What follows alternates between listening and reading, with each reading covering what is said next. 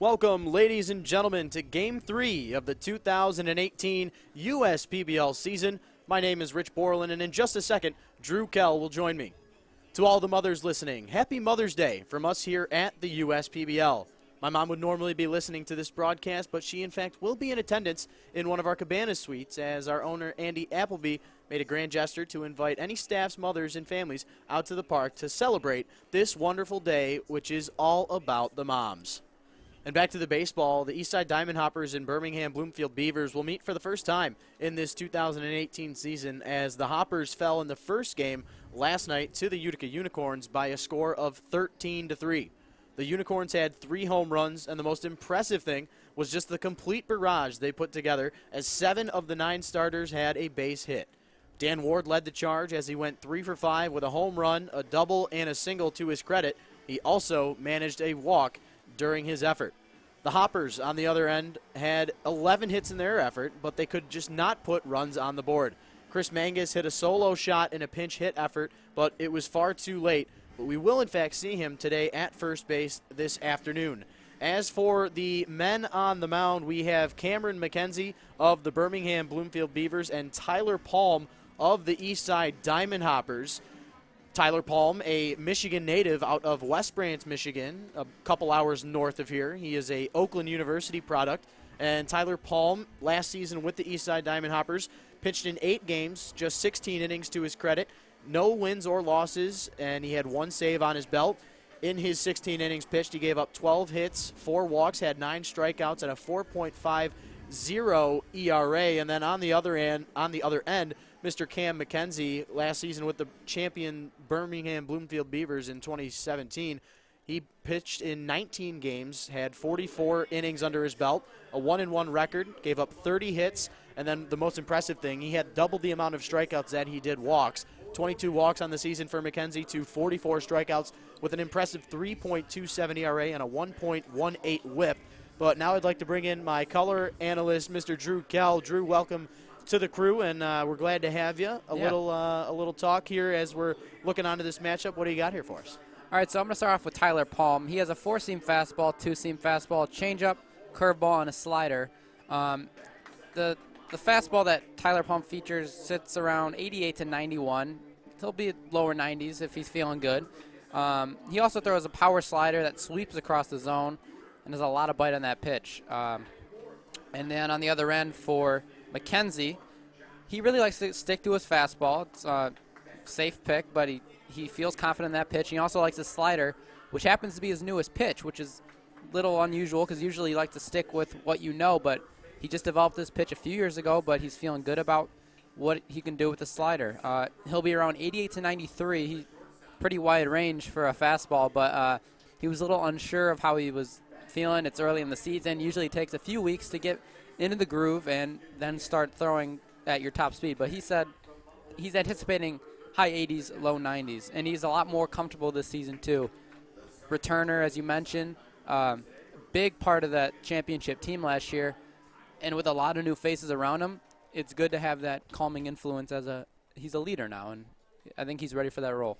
Well, you love to hear that. I'm excited for this pitching matchup this afternoon. Both of the guys returners from last season. A couple of big fellas that we're going to see out on the mound this afternoon. We got Cameron McKenzie, who's 6'2", 250 pounds out of Irvine, California. And then Tyler Palm, the man out of West Branch, Michigan, 6'8", 250 pounds. So a lot of talent out there on the mound this afternoon. We're getting our starting lineups introduced out on the diamond as we speak, so I guess we might as well run down them ourselves. We'll start off with the away team, the Eastside Diamond Hoppers, coming into today's action. They are 0-1 as of losing last night to the Utica Unicorns by a score of 13-3. Let's run down this list real quick for you. Leading off for the Diamond Hoppers, playing center field today, number 5, the man who went 2 for 4 with 2 singles and a run scored last night in Johnny Knight IV. Batting second, the left fielder, number 44, Gabe Gunter. Batting third, playing third, number 19, Gunnar Buhner. Batting in the cleanup spot as our designated hitter yesterday, getting a little break from catching last night, is Josh McAdams. He went 2 for 4 in last night's affair. Batting in the 5-hole, playing right field today, one of the fan favorites of this USPBL, number 24, John Kraft. Batting 6, playing first base. We mentioned the man, number 12, Chris Mangus, had that solo shot last night, late in the game against the Unicorns. Batting 7th, the shortstop, number 7, Kevin Watley. Batting 8th, the second baseman, number 2, Sebastian Diaz, who went 2 for 4 last evening. And then a new face for the Eastside Diamond Hoppers, the catcher today, Thomas Lacongo. He will get his first action of the 2018 USPBL season. And then on the other end, if we want to run through their lineup, we will have leading off for the Birmingham Bloomfield Beavers, number 15, playing center field, James Batley. Batting second, playing third base, number 22, Thomas Rulis. Batting in the 3-hole, playing second base, number 8, Robert Pauler. Batting in the cleanup spot, playing first base, number 18, Christian Helsel. Batting in the 5-hole at shortstop today, number 11, Skylar Mercado. Batting 6th, behind the dish today, out of Western Kentucky University, number 9, Hunter Wood. Batting in the 7th hole as the DH today, number 25, Jack Haranek. And then batting 8th at the right fielder, number 20, Ryan Smith. And then rounding out this Birmingham Bloomfield lineup in left field today, number 5, Daniel Oliveri. It looks as if we're about ready to get underway with our national anthem festivities here out on the field. So we'll take a quick break, and when we come back, we will have our first pitch. Oh.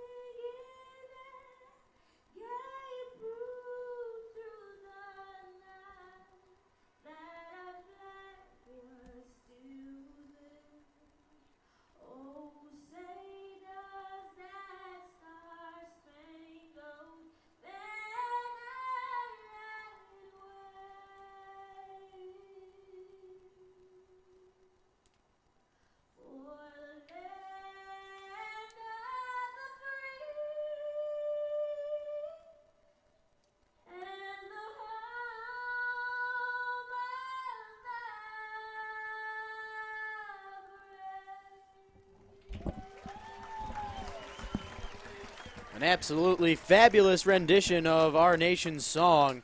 Nice job right there from the young lady down at home plate. And that means it's now officially time for baseball. We are about ready to get underway here on this beautiful May the 13th. It is our Sunday Mother's Day matchup here as the Birmingham Bloomfield Beavers are looking to get their first rounds of action in here in this 2018 USPBL season. A lot of implications on the line here for Chris Newell and the Birmingham Bloomfield Beavers. We had spoke with him pregame about what their expectations are coming into this 2018 season, and Drew, you talked to him a little bit, saying that the expectations are high. Coming off the championship win in 2017, teams are looking to chase them. Teams are looking to beat them day in and day out, as they would obviously, they're jealous of what the Birmingham Bloomfield Beavers have accomplished so far. So. It's an exciting time. We're getting underway here in this first official weekend, about to wrap up with this first weekend in this 2018 USPBL season. What do you got here for us, Drew, with the Beavers? Yeah, as you mentioned, I talked to Chris Newell earlier, and he was pretty simple with his instructions for his team. He just wants them to play hard, be good to the fans, and the rest will take care of itself, really. And as you said earlier as well, they won the championship last year. That's something great they can build off of this year. Really, he just wants to pick up where they left off. And he really likes the group he has this year. A lot of veterans coming back, but also a bunch of new, fresh faces. And he really likes the mix that he has, and he's hoping that this can be a good recipe. Well, it's good stuff to hear. We got a couple more warm-up pitches here. If you're just joining us, we got Cameron McKenzie on the mound getting loose for the Birmingham Bloomfield Beavers. Cameron McKenzie, the man out of Cal State San Marcos College in California, the Irvine, California native. He has quite a retribution here at the USPBL. In 2017, we mentioned he had 19 games under his belt, 44 innings pitched with a 1-1 record, gave up 30 hits in those 44 innings. So a 3.27 ERA to his credit. Let's see if he can pick up where he left off as he gets the first start for the Birmingham Bloomfield Beavers in this 2018 season. And how about these alternate unis that we see here for the Eastside Diamond Hoppers? Got the gray bottoms, but the alternate black tops with the black base. You got the orange outlining on the green number. It's quite the look. Absolutely love the alternates. I think the league does a very good job with the uniforms in general, and these are some of my favorites. Got the Beavers in their home pinstripes, and it looks like we are just about ready to get underway here from Jimmy John's Field. The first pitch of the afternoon from Cameron McKenzie, a fastball on the outside corner. First pitch, 1:02 p.m.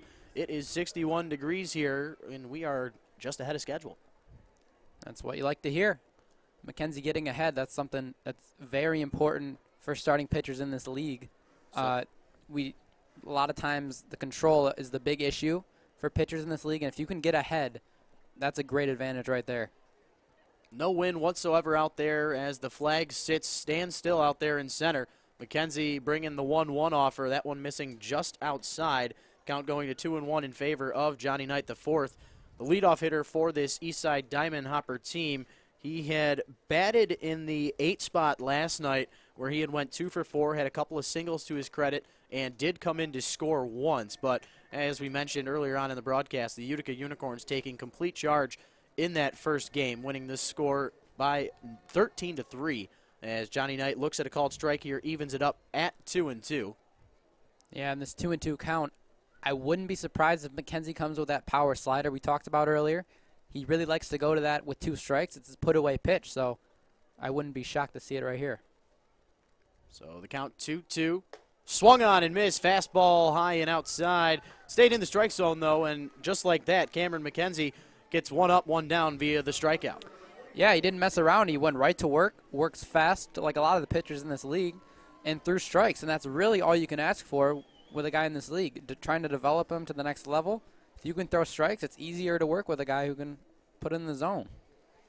So like we mentioned, Cameron McKenzie, a California native, he will face off against another California product out of Thousands Oak, California. Now is Gabriel Gunter. Gunter last night went 1 for 5, had a single and an RBI to his credit, batting in that same slot in the 2-hole here for this Eastside Diamond Hopper team. Gunter in the simulated game on Wednesday took a ball out of the park, but of course in the simulated game, stats not counting towards this 2018 season, but Gabriel showing what he can produce here for this team, and the Hoppers will be taking this day 1 pitch at a time, but of course trying to get back after losing last night in the effort there to the Unicorns. The 1-1 pitch from McKenzie missing low and inside there, dropped out of the zone as Gunter holds off on it. Count going to 2-1 now. Yeah, and the great thing about baseball is there's games every day, so you have time to bounce back, and you can't hang your head. You just got to get right back to work because baseball won't wait for you. 2-1 pitch, fastball high, swung on and missed. Gunter looked like he was ready to take a big hack at that one, but could not put anything into it as that one is swung right through. Count even now at 2-2. Yeah, and I've noticed McKenzie really attacking the upper part of the zone, blowing fastballs by these hitters. You do want to be careful of staying up there. The 2-2 pitch, he did in fact stay up there, but that one too far up out of the zone, and Gunter easily laying off of that one, so now the count ringing full. Base is empty here if you're just joining us. If any mothers are out there listening, happy Mother's Day to you. Beautiful baseball weather. As we mentioned, 61 degrees here at Jimmy John's Field at first pitch. The 3-2 swung on and missed, and back-to-back strikeouts for the right-hander out of Irvine, California. Cameron McKenzie is doing a fabulous job here so far through the first 2 batters. Yeah, really mixing his pitches well. Stuck to his fastball for a majority of these pitches, and he's not afraid to attack these hitters. He thinks his stuff is better than what the hitters have, so he's just going right after them. It's exactly what you want to do. Set your team off on the right foot here, not only in any game, but in your first game of the season. Setting the tone early is McKenzie as this ball thrown to the next batter, Gunnar Buhner. Fastball missing high and outside. So it looks as if McKenzie's going to stay up in that zone here. It's, of course, tougher for for hitters to keep up with fastballs if they're high in the strike zone like that. Not everybody can keep up with the fastball when it's up in the zone like that. The 1-0 pitch getting enough of that outside corner evens the count up at 1-1. The one thing you don't want to do if you're McKenzie is leave a slider up in the zone because that's a recipe to hit a ball in the seats out and left. As the 1-1 pitch is offered, Buhner makes contact but can't do anything with it. This one goes off the netting behind home plate there. Fun fact about right around the home plate area, you got fans sitting in our suite sections, and that's actually, they're closer to home plate than the pitcher's mound is to home plate. So quite one of the few things we offer here at the USPBL that's quite a fun little fact there. This pitch, Buhner fighting off, protecting on that 1-2 slider. He gets just enough of it and stays alive in the count. Yeah, you were saying about the suites right behind home plate. This is one of the great places in minor league baseball for fans. Fans get a lot of great amenities here, and it's as Buhner fouls one to right field. But the fans are the priority here, and rightfully so. And Andy Appleby did a great job putting this ballpark together for the fans. Yeah, I'll tell you what, being an intern in year 1 in 2016, wasn't sure what to expect, but everything that has gone on in the USPBL has been, you know, first class from the top to all the way through down with the interns. Everybody working hard to put this show together here for all the fans, as Cameron McKenzie was ready to deliver that pitch there, but it looked as if Buhner might have gotten something in his eye right there, so time was called in his favor, even though it must have been later than McKenzie would have liked. So back on the bump now, the 1-2 pitch, fastball staying elevated is McKenzie, as Buhner elects to hold off on that one. The count now even at 2-2. Yeah, Buhner looking at the pitches pretty well with 2 strikes. That's a tough pitch to lay off. That high fastball looks very deceiving. Buhner last night went 1 for 4, had a single and a strikeout. To his credit, he holds off on the off-speed pitch that misses high here, and so now 3 balls, 2 strikes, 2 outs. Payoff pitch will ensue. Nobody on the bases, so no threat here for the Beavers. Just a simple mano-y-mano as McKenzie will look to retire Gunnar Buhner.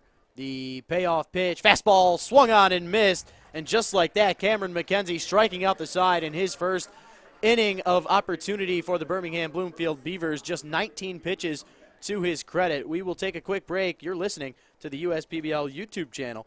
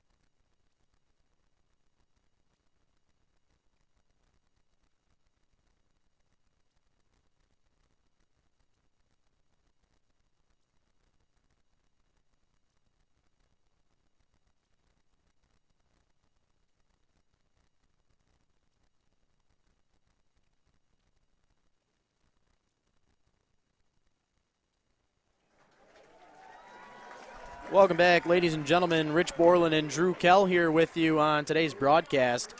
Had a couple of strikeouts, 3 to be exact, for Cameron McKenzie and the Birmingham Bloomfield Beavers in the top half of the first. And now leading off for them is James Batley, the center fielder out of Zion, Illinois. The 6'1", 195-pounder batting from the left side here. He is a switch hitter.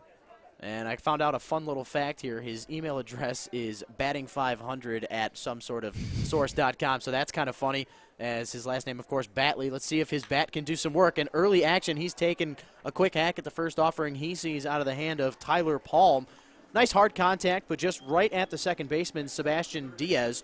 1 up, 1 down here for the 6'8" right-hander. And the first thing I notice about Batley is he gets down the line quick, which makes sense as a leadoff hitter, but you're going to want to keep an eye out for that as the season goes on, because that speed, and especially from a switch hitter, that's value ×2 right there. No doubt about that. Of course, as leadoff hitter, your job is to just get on base so that the guys behind you can bring you on in. Of course, Batley getting retired right there. Good contact, just not where he wanted it. So 1 up, 1 down here for Tyler Palm and the Eastside Diamond Hoppers as Palm sets the windup, delivers fastball on the outside corner to the next batter, Thomas Rulis, as he stands in there from the left side, looks at called strike 1. Yeah, Palm's a big guy, so is McKenzie, but they're different kinds of big. McKenzie's a linebacker in the NFL big, and Palm is more of a center in the NBA big. Exactly. Great description right there, as Thomas Rulis now looking at another pitch quickly down in the count here, 0-2, as that 0-2 pitch, fastball missing high and outside. Thomas Rulis, one of the best hitters in this league in 2017. He had 178 at-bats, 62 hits to his credit, a .348 average, a big reason why the Birmingham Bloomfield Beavers were crowned champions last season, as he looks at another one here. Evens the count up at 2-2 as that ball misses just low. Palm shaking off his catcher, Thomas Lacongo, for the 1 pitch, and he's ready now. 2-2 in the dirt. Good stop there from Lacongo, but not chasing after it was Rulis. He's worked his count full after going down 0-2 here. The one thing I want to see out of Rulis is maybe power numbers increase, because his average was extremely high, but he only left the yard 1 or 2 times. Yeah, one home run to his credit in 2017. So a guy who makes really good contact. You see it exemplimenting right there. A line drive out to dead center field right at Johnny Knight IV. And the Birmingham Bloomfield Beavers had their first base knock of the 2018 season. Yeah, it looks like Rulis was a little fooled at first, but he's able to stick the bat out there, and he's strong enough to muscle it out into right center field. So that was a good piece of hitting and staying with a pitch that maybe he wasn't looking for. And that's part of the reason why Thomas Rulis had so much success last year. He sees his pitches. He has a really great eye up at the plate, and that was about a perfect example right there. He goes down in the count 0-2, works it back into a full count, and then on that full count offering, he drives one back right up the middle. Exactly what you want to do with that baseball, and with 1 out and 1 man on. Now Robert Poller stands in here for the Beavers. 3 lefties standing in to lead this one off against the tall right-hander in Tyler Palm. The bender slides in there just late, not enough to get any of the strike zone there. Poller ahead in the count here, 1-0. And Rich, we should tell the fans about Pick the Stick today. Yeah, we are doing sort of a thing that the FSD crew does with the Detroit Tigers. We're talking about picking the stick. Drew, you mentioned early on in the pregame. Who did you have for our Pick the Stick? I have John Kraft. He's a veteran. He's been around a little bit, 2 years now, and fan favorite as well. So we did forget to mention this, and I don't think I told you who I was thinking of for Pick the Stick. I was actually going to go with Thomas Rulis for the Birmingham Bloomfield Beavers, but I'll take a different one since we haven't seen them bat. I'll take the DH today, Jack Hranick, for the Birmingham Bloomfield Beavers. We'll see how he can do in that 7 slot here, as Robert Poller has worked the count 1-2 here, as he's going to have to protect Thomas Rulis over there on first base. You mentioned he didn't have a lot of power to his credit back in 2017, but he did have 20 strikeouts on the season, but 8 stolen bases, so he definitely can move over there if he needs to. Not going on that one, and Poller on the 1-2 count chases after one, and the first strikeout is recorded for Tyler Palm. 2 outs here in the bottom of the first.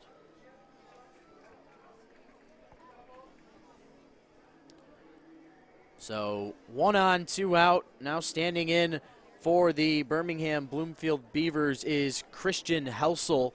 Christian Helsel out of Altoona, Pennsylvania, home of the Altoona Curve minor league baseball team. Palm coming set, gives one little look to Rulis over there at first, as Helsel goes after the first offer he sees from Palm. This one fouled off into the netting over near the first base dugout. Christian Helsel last season with the Birmingham Bloomfield Beavers. He went 19 for 62, a 306 batting average. A lot of talent across the board for this Birmingham team. And Helsel on the 0-1 offer. Palm drills him right in the numbers. And not much Helsel could do about that. Just got to turn your body and take your base. Yeah, Palm looks like a curveball got away from him. And at that point, there's nothing you can do. I mean, it's a curveball, so it's not going to hurt like a fastball. So at that point, take one for the team and head on to first base. Yep, runners moving up 90 feet. Rulis over there now at second. Helsel at first. And coming up to the plate now is Skylar Mercado. If I'm Mercado, I want to jump on the first pitch if it's a strike. Well, he did not take your advice there, but looked to be somewhat of the off-speed variety there. So Mercado might have been looking for a fastball there as he's down in the count here 0-1. I just think it's a good opportunity to drive something to the gap. There's 2 outs, so I want to see Mercado be aggressive right now. I don't want him to look at 2 pitches go by. And just like that, it's funny how things like that work up here in the broadcast booth. I'm telling you, Skylar, you got to listen to me. If only we were announcing to the crowd here so he could hear you. But now he's got to work. He's down in the count here 0-2 after looking at 2 strikes. Is the Bronx, New York native. He's going to have to protect here as he's got a couple of men on base that are eager to come in to score. Tyler Palm set on the mound, but at home plate, Mercado stepping out, getting some more time, adjusting the batting gloves there, getting mentally prepared, taking that deep breath, stepping back in here now. Yeah, I just think once you get down 0-2, it puts yourself in a very tough position because you're guessing, and it's a different game than if you're jumping on the first pitch. The 0-2, fastball missing outside here, count going to 1-2. Thomas Rulis, like we mentioned, 8 stolen bases in that 2017 USPBL season. Chris Newell over there in that third base coach's box. Little communication between him and his third baseman.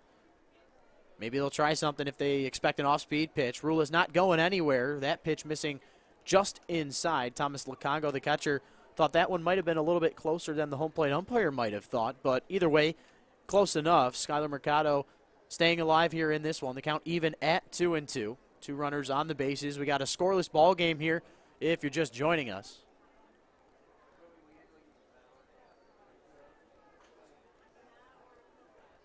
The 2-2 offer from Palm is fought off to the right side over there where Sebastian Diaz will pick it up. A close play at first, but in time, the Hoppers retire the Birmingham Bloomfield Beavers. Beavers get no runs on 1 hit, and they also had 1 strikeout to their credit. So we got a scoreless ball game at the end of 1. We'll head to the second inning when we come back. You're listening to the USPBL YouTube channel.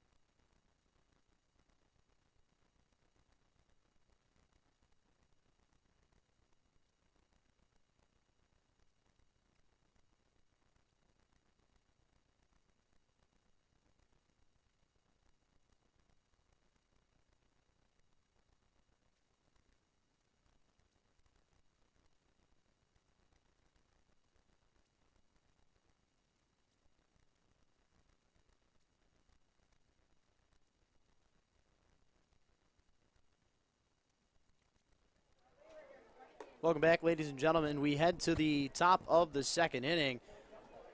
Eastside Diamond Hoppers with a tough first game of the season, losing 13-3 last night and stepping up right on the same foot as they had 3 strikeouts in the top of the first inning. Josh McAdams, the catcher from last night, who went 2 for 4, had 2 hits to his credit, 2 singles, came in to score once but did strike out, getting a little rest of the legs as he's our DH here today for the Diamond Hoppers. He fouls off a pitch there, evens the count up at 1-1.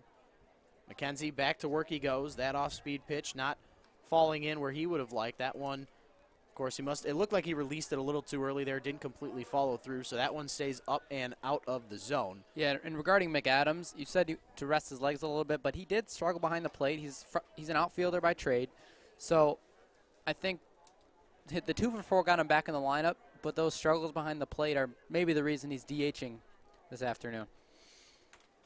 So McAdams up at the plate here with the count 2-2. Cameron McKenzie shakes his catcher off once and then brings another one in there as Hunter Wood looks like he was ready to throw that baseball down to Rulis at third base, but home plate umpire says that was ball 3. Count now full, but it definitely looked good from up here. Yeah, it looked good to me. It looked like it caught the black on the outside part of the plate. Either way, going to have to keep working here is McKenzie. That fastball on the outside half gets fouled off, and it looks like it'll be enough to get out of play near our patio seating in the right field area. Once again, want to mention if any mothers are just joining us, happy Mother's Day from all of us here at the USPBL. First 1,000 moms got a nice flower as they walked into the gates today. Big shout out to my mom, Gina Kell Spain. You're the best mom out there. Hope you're listening. Good stuff right there as the full count pitch swung on and missed. And would you look at that, ladies and gentlemen, we are seeing some history here for the Birmingham Bloomfield Beavers. That is 4 straight strikeouts for Cameron McKenzie to lead off this ball game. What a performance so far. Yeah, he's really just throwing strikes and attacking the zone. He's not afraid of these hitters, and that's a big reason why he's getting these swinging strikeouts. So McKenzie now will have to deal with John Kraft. Come on, Johnny. Best hitters in this Eastside lineup. As you mentioned, you had him for your pick the stick. As McKenzie continuing to pound that strike zone. He's ahead in the count here, 0-1 on Kraft. The man out of Nutley, New Jersey, chasing after another one here. And ladies and gentlemen, we are seeing something spectacular here out of Cameron McKenzie this afternoon. I'm looking at his outings from the 2017 USPBL season. He had 2 different outings with 6 strikeouts apiece. He had 2 outings with 5 strikeouts apiece, but well on his way to have his own personal record here in the USPBL as he is just continuing to dominate here. The count now 1-2 on the batter. Yeah, good indicator of that is that 0-1 slider that McKenzie threw.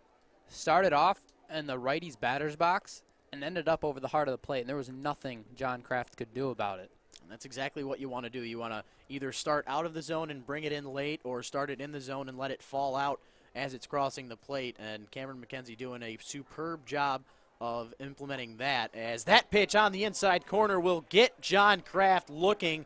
All the strikeouts had been via the swing of the miss so far this afternoon, but that one was the first via the backwards K. And ladies and gentlemen, back to back to back to back to back strikeouts. Count them 5 in a row to start off this one for Cameron McKenzie. As Rod Allen would say, I see you, big fella.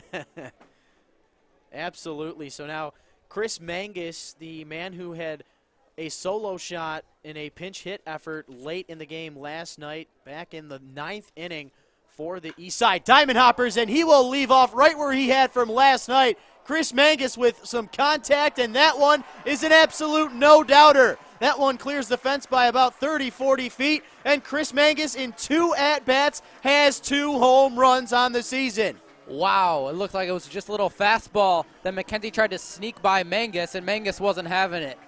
Just turned on that ball, and wow, you were right about that. I'd say 40 feet over the fence. He absolutely crushed that, and that wasn't by the 315 sign. That was closer to left center than it was to dead left. Like, that was a complete bomb. So Chris Mangus, 2 for 2 on the season with 2 home runs. That's 1,000% batting average. Is that a 2,000% slugging percentage? How did my goodness, that is quite the power we're seeing from that big fella. He's going to be fun to watch all season long. And he did it off McKenzie, who has been absolutely mowing these hitters down too. That's been the most impressive part about that situation right there. Mangus, he just simplified it.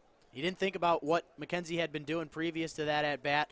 Was locked and loaded in, and he was ready for that fastball, and he took full advantage of it. But I'm liking what I'm seeing out of McKenzie here. He had been cruising along with all those strikeouts, gives up the solo shot, and now look at that. Right back to Kevin Watley. 2 strikes here to lead him off already. It looked like McKenzie might have hit that bump in the road, but he's still going.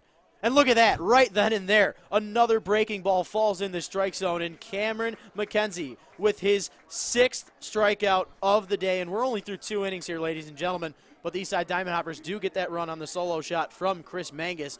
They lead it by a score of 1-0. We're halfway through the second. You're listening to the USPBL YouTube channel.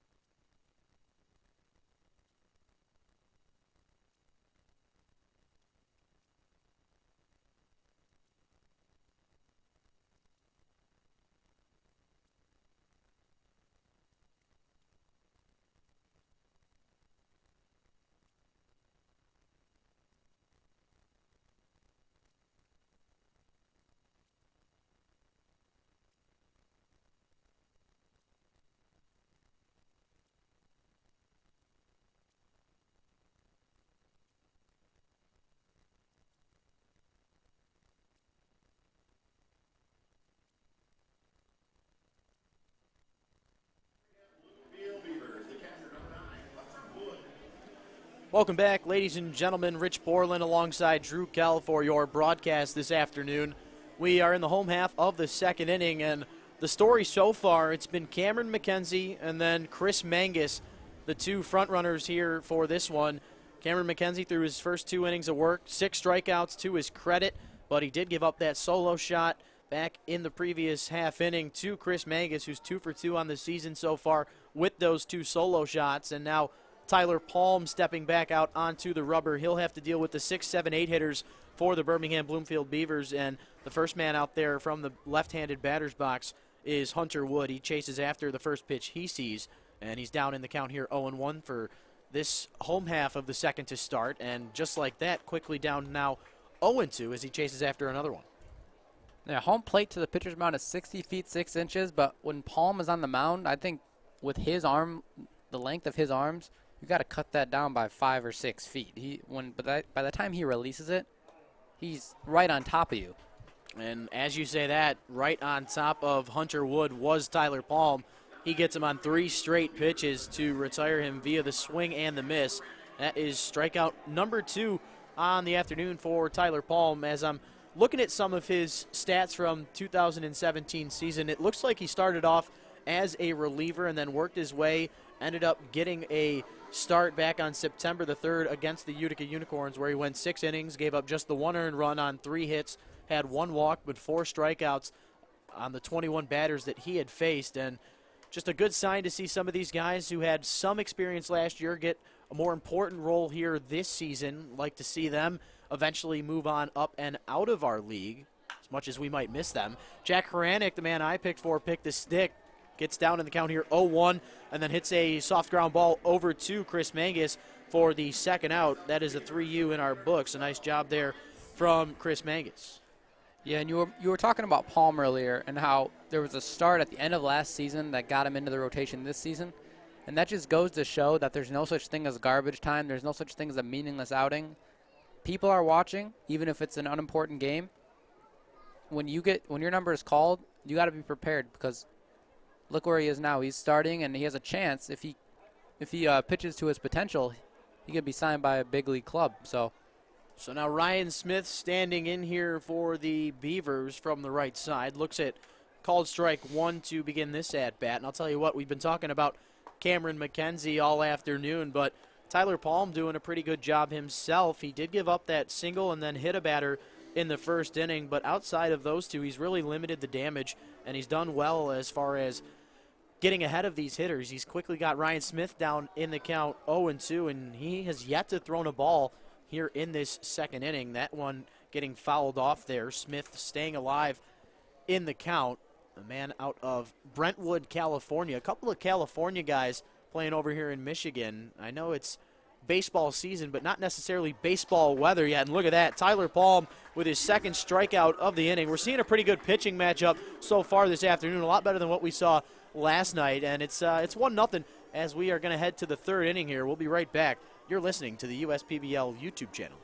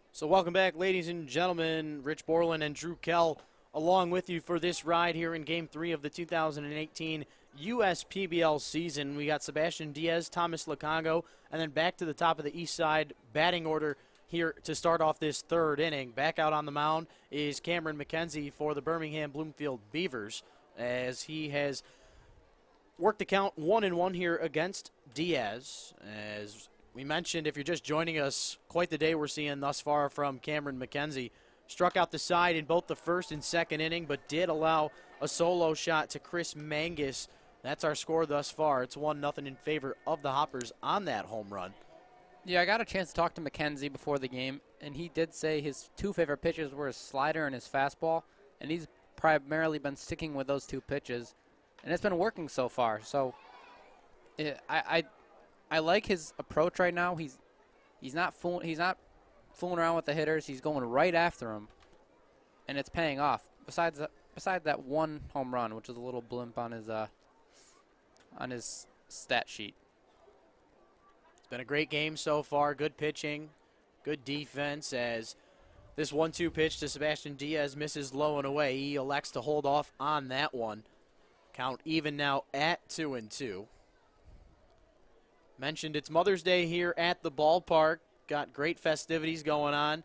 Sunday fun day, and we also had a Mother's Day brunch pregame as this pitch is swung on and missed. And ladies and gentlemen, every single out recorded thus far for the Birmingham Bloomfield Beavers has been via the strikeout. Count them 7 Ks through 7 outs for this man, Cameron McKenzie, on the mound. We're seeing something pretty special here. Yep, just another fastball up in the zone, and these Diamond Hoppers hitters cannot catch up. This is something to see, really.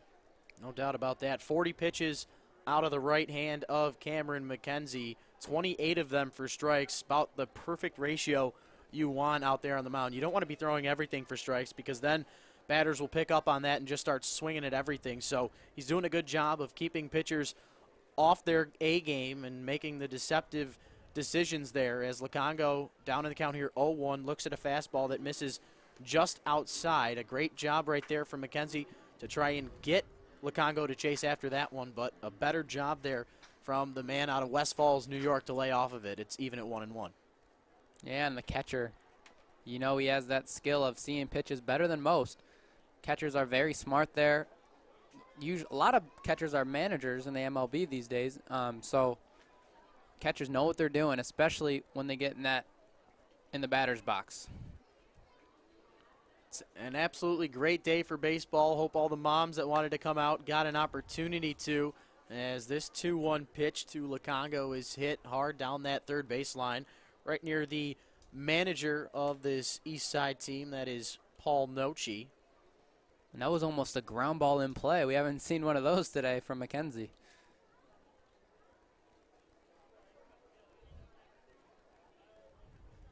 As this 2-2 pitch rung up via the look, Cameron McKenzie continuing his absolute domination. Ladies and gentlemen, we are seeing an absolute gem here this afternoon as McKenzie has continued his streak here. The entire lineup has struck out. That is 9 Ks here for this Birmingham Bloomfield pitcher. What an effort we're seeing here today. Well, yeah, Mangus did tag him for that home run. But, yeah, that's unheard of, really. 8 Ks in one time through the lineup. You don't see that. And especially at a professional level like this, this is awesome to watch, really. It is incredible. You know, we're here in this third inning with 2 outs. You see every batter on this East Side team get retired via the strikeout outside of Mangus's home run. And you had such a tough day yesterday against the Utica Unicorns where combination of not getting the hits you want at the right time and then a couple of errors as well, and just a tough day for the Eastside Diamond Hoppers yesterday. And then look at that. The first contact is made off of Cameron McKenzie. Johnny Knight, who had struck out to begin this ball game, ends up breaking his bat and popping out over there to first base for the third and final out. We will head to the home half of the third when we come back. Diamond Hoppers leading this one by a score of 1-0. You're listening to the USPBL YouTube channel.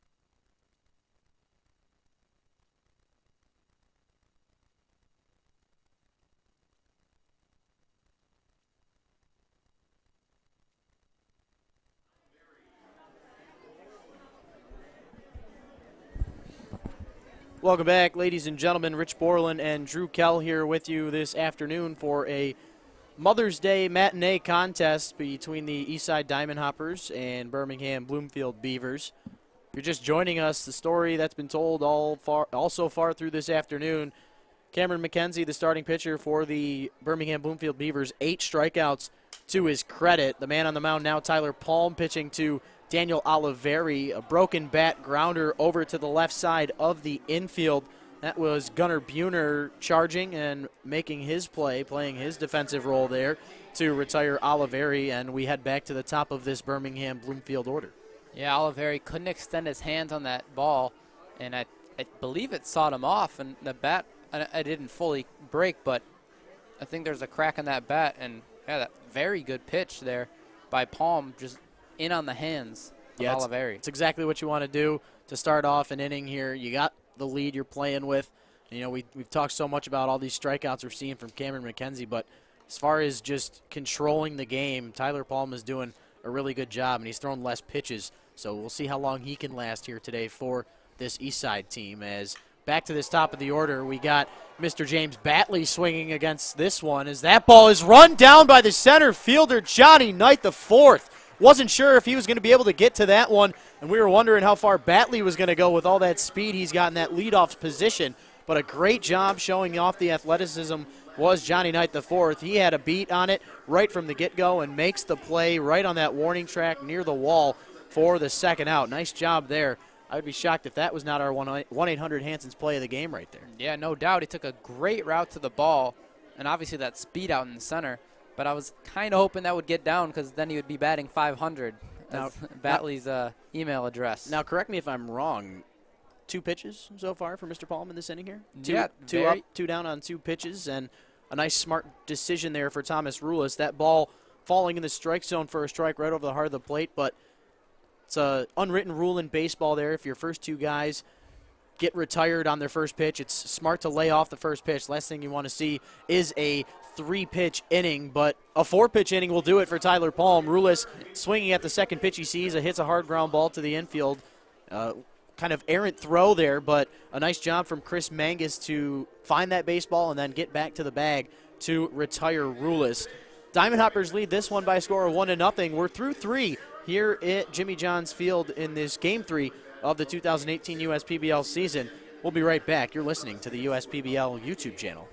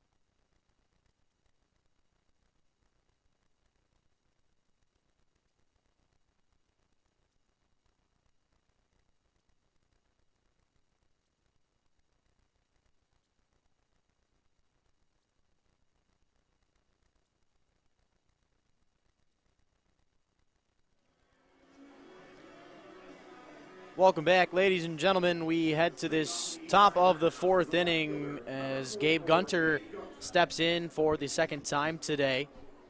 Talked about the man on the mound, Cameron McKenzie, quite a bit so far this afternoon. He's retired 8 of the 9 batters via the strikeout through the first 3 innings. Gave up that solo shot to Chris Mangus in the second, but overall a great day thus far for the big fella on the mound. Gabe Gunter standing in, looks at ball 1 to begin this at-bat.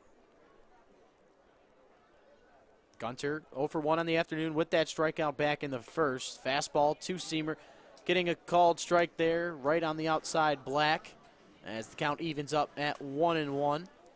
And Rich, another thing I really like about this league is the limited shifting they do, because in the MLB, you see everyone being shifted on, and it almost feels like it's not, there's no such thing as positions anymore, where I feel like this is a more pure way the game is played.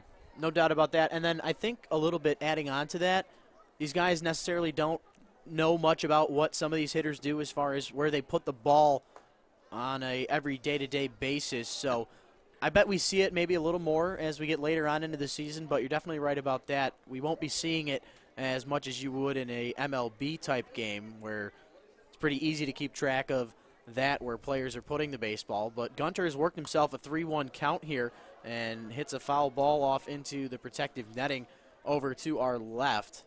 Yeah, and you're right about that. I'd say a few weeks into the season, there's going to be enough data on these guys where there's obvious places to shift, you will. However, as you said, it's not going to be with the same frequency as we see in the bigs.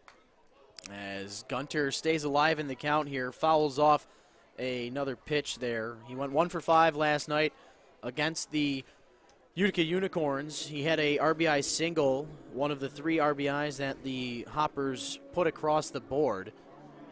Mentioned Mother's Day here this afternoon at the ballpark. First 1,000 mothers got a flower courtesy of Thrifty Florists, so want to give a big shout out to them. Thanks for doing that. And as I say that, Gabe Gunter has worked himself a full count walk. That is the first base runner that we've seen today for the Eastside Diamond Hoppers. We'll see how Cameron McKenzie does from the stretch. Yeah, it's foreign territory for Mr. McKenzie.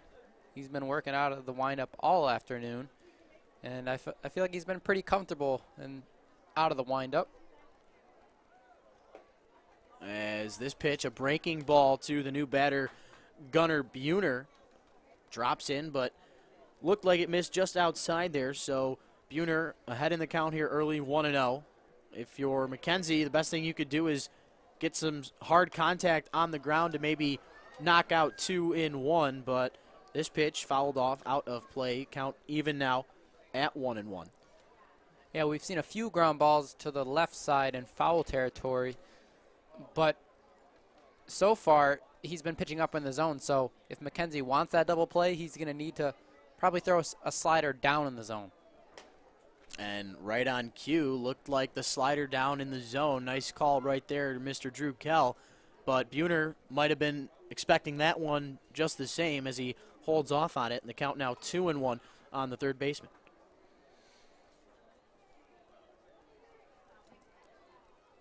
2-1 pitch, fastball froze Buhner there.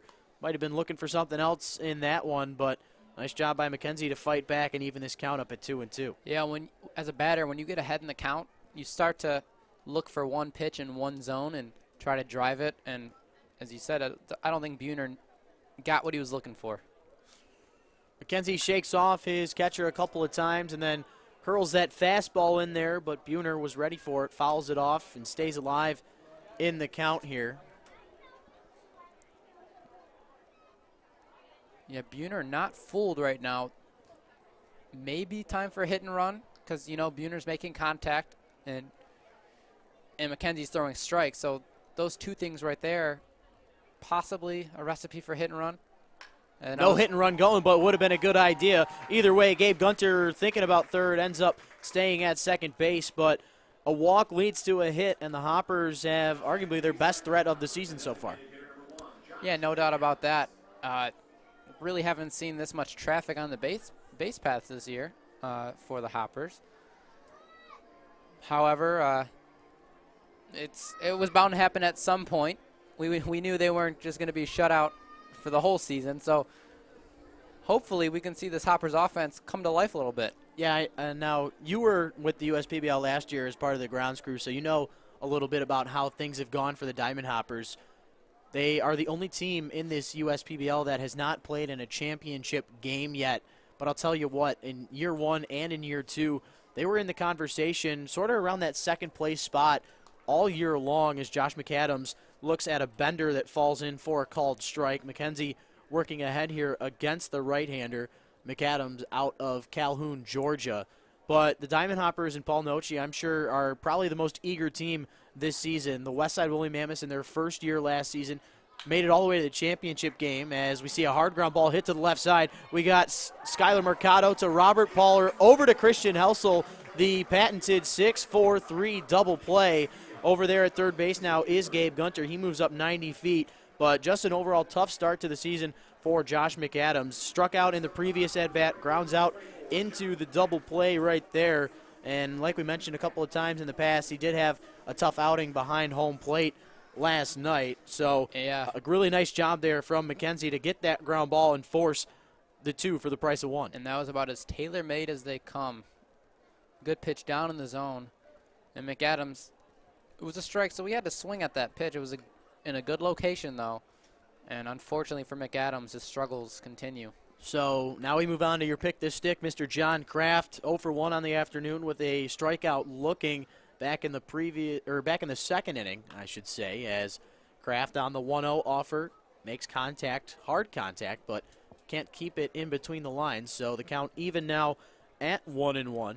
Kraft last night went 1 for 4, had a single to his credit, but did strike out twice. So 3 strikeouts in 6 at-bats for the man out of Nutley, New Jersey, as he swings and fouls off another one over to that right side. It looks as if he's sort of pulling the hands a little bit too early, and if I'm Cameron McKenzie, I'd try and bring something of the off-speed variety as well as his fastball has been working all day long. Yeah, no doubt about that. Kraft is ahead of everything McKenzie's offering right now.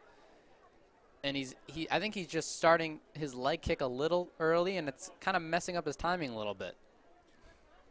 So McKenzie set, delivers, two-seamer missing outside. Nice job there from Hunter Wood, the Western Kentucky University native, making a good job there to keep track of that baseball and not allow Gunter to think about coming in to score. Keep this one at a 1-0 bout. Already 71 pitches here for McKenzie. Pitch number 72 is hit high and to right center field. Ranging to his left is James Batley, and he will come up with that one for the third and final out. John Kraft is retired for the second time here today, but the Diamond Hoppers lead it by a score of 1-0. We're halfway through the fourth. You're listening to the USPBL YouTube channel.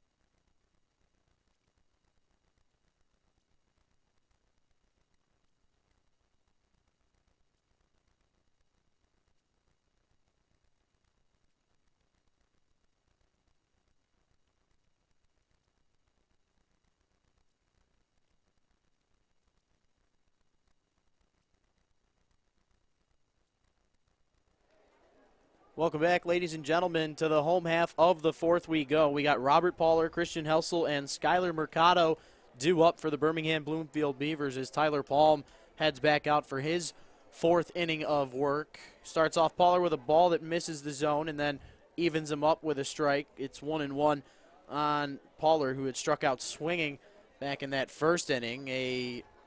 Not a very good swing there from Poller on the 1-1 offer. Looked as if he was trying to hold back and then thought about it and then didn't go all the way through. If you're going to commit, want to commit, and just couldn't hold it off there. Yeah, Palm mixing in his breaking ball very nicely, and he's been very efficient. As Poller hits this one high in the shallow infield to have all three infielders, all Gunnar Buhner, Kevin Watley, and Sebastian Diaz ranging around pitcher's mound. Nice job of Tyler Palm to just get on out of the way there. That's the smart thing to do if you're the man on the mound. Pitchers are normally not supposed to make the plays in the field, but unless they have to, of course. So a nice job of Palm to not only get out of the way, and then a nice job right there from Gunnar Buhner to take advantage of that one at third base. Yeah, there's just another example of the efficiency that Palm has shown today. Doing it a little differently than McKenzie. Both have been effective, don't get me wrong. But you like to see it from a manager's standpoint what Palm is doing. He's done it in 40 less pitches than McKenzie. McKenzie been dominant, no doubt about that. But he's only going to be able to go 5 innings max. And that's what happens when you throw a lot of strikeouts. You're not pitching to contact. You got to work your way through batters throughout the entire game. So benefits and negatives as well. Kind of two different stories we're seeing out there on the mound this afternoon, both being efficient. Just 3 hits across the board in total for both teams. And a nice job there from Palm as he gets Helsel looking on that second strike. He's ready with the windup, the pitch, and swung on and missed on the slider. We saw Poller with the check swing, and now Helsel doing it as well. Tyler Palm working absolutely perfection when it comes to his deceptiveness out there on the mound, just fooling hitters left and right. We mentioned only the 1 hit for the Beavers. That was back in the first inning. And, of course, it was from Thomas Rulis, the man who hit about .350 last season. Yeah, and Palm getting into the strikeout action now. He's racking the Ks up as well. So it's not just McKenzie. 4 Ks now for Palm in the early going. Yeah, Palm at 41 pitches now, 30 of them for strikes. So a really good ratio there from the 6'8" fella on the mound there. The 1-0 swung on and missed from Skylar Mercado. He had grounded out to Sebastian Diaz to end the first inning threat, the only threat that the Beavers have been able to put together so far today, as they went down in order in the second and in the third. And Tyler Palm is looking to try and get 3 innings in a row where he can do that. Count 1-2 here now on Mercado, and he's down to his final strike here. He's going to have to battle. Mercado from the Bronx. He's a shortstop. Who do you think you looked up to as a kid? Got to imagine that was the man out of Michigan, Mr. Derek Jeter, as Mercado holds off on that breaking ball in the dirt. Nice job by Thomas Lacongo to keep track of that one. Of course, didn't have to without anybody on the base pass, but got to react as if there are ones out there so you're ready when that chance does come. Yeah, people are watching. Scouts watching. So it's good to just be on top of your game at all times. And by the way, I was going to say David Ortiz for his role model.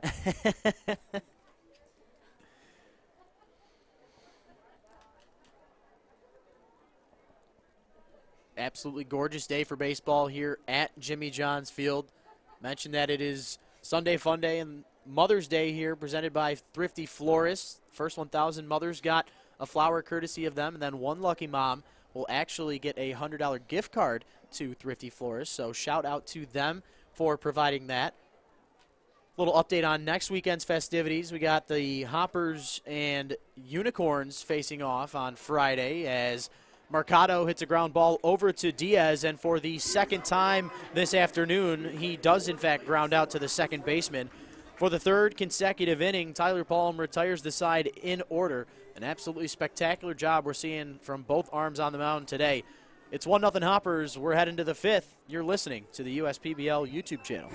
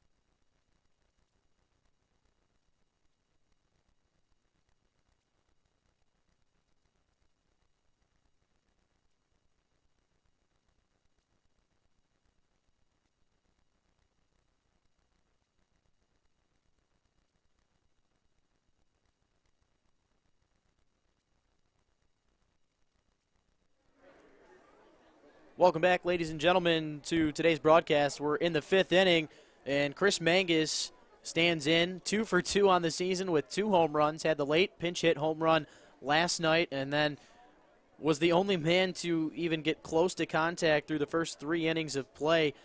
Back in that 2nd inning, had the solo shot. Let's see what he does here on the first offering. No surprise here. Cameron McKenzie throwing nothing near the strike zone. He tried to throw something off speed and in the dirt. Mangus holding off on it, but I think even I would have been able to hold off on that one. Yeah, I was a decent hitter in my day, but yeah, I think I would have been all right on that one. The 1-0 to Mangus. Fastball hit. Can he do it again? You got to be kidding me. Ladies and gentlemen, Chris Mangus is becoming an all-fan favorite here. 3 at-bats in the season and 3 home runs. You really can't write this stuff, ladies and gentlemen. Chris, did you? As Rod Allen would say. Unbelievable. We see you, big fella. We don't have a second deck out there in left field, but I'd believe it if I saw it. Chris Mangus just continuing to belt and show his power off here for the fans at Jimmy John's Field. He's providing all the fun here today. 2-0 in favor of the Hoppers, and it is all in favor of Chris Mangus. All 3 of those bombs that you mentioned in the same spot in left field. Those guys back in the shed near the grounds crew workers need to be on their toes because Chris Mangus is going to be busy. That is just quite a showing of power from the big fella. I had an opportunity to talk with him pregame down at our studio desk, and he was saying, I was asking him, you know, he had the home run last night. What was his motive going into the game here today? As Kevin Watley, already down in the count here, holds off on that breaking ball to even the count up at 1-1. But Mangus was talking about how it's just another day in the office. You know, stay calm, stay cool, stay collected, work on what you can. Don't let the things that you can't control get in your head. And he's done an absolutely perfect job so far this season. Like we mentioned, 3 for 3 with 3 home runs. You honestly cannot do any better. Yeah, he can only come down from here. But the thing with Mangus is he's a very low profile. He's a quiet guy from what I saw, and it reflects how he plays the game. He has a very short swing. He's not a flashy guy. No bat flips. He just a very short, compact swing, hits the ball and runs around the bases. He's just a real reliable guy from what I've seen so far. Little history lesson. You remember Teddy Roosevelt, that quote that speak softly but carry a big stick. Chris Mangus taking that to full effect. Yep, literally with the stick though. So the count 2-2 on Watley. The breaking ball swung on and missed, and another strikeout. Count him 9 now for the big fella out of Irvine, California. Cameron McKenzie, that pitch count definitely getting up there, but he is managing everybody outside of Chris Mangus pretty darn well. He's at 79 here. Yeah, and I'd imagine McKenzie this will be his last inning. His pitch count probably be up near 85 after this frame. And I really, at this early in the season too, I don't see a reason to ride him because this is the prime time for arm injuries. You just want to ease your way into it, and then we'll start to see guys go 7, 8, and maybe even 9 innings. And like we were saying, that's the only negative aspect of throwing so many strikeouts, that pitch count, of course, getting up there early. Tyler Palm and both Cameron McKenzie doing a fabulous job out there in this pitcher's duel here today, but Chris Mangus, obviously the star of the show here as well. Yeah, Chris Mangus actually came off the bench yesterday. I don't think we're going to see him off the bench for a long time.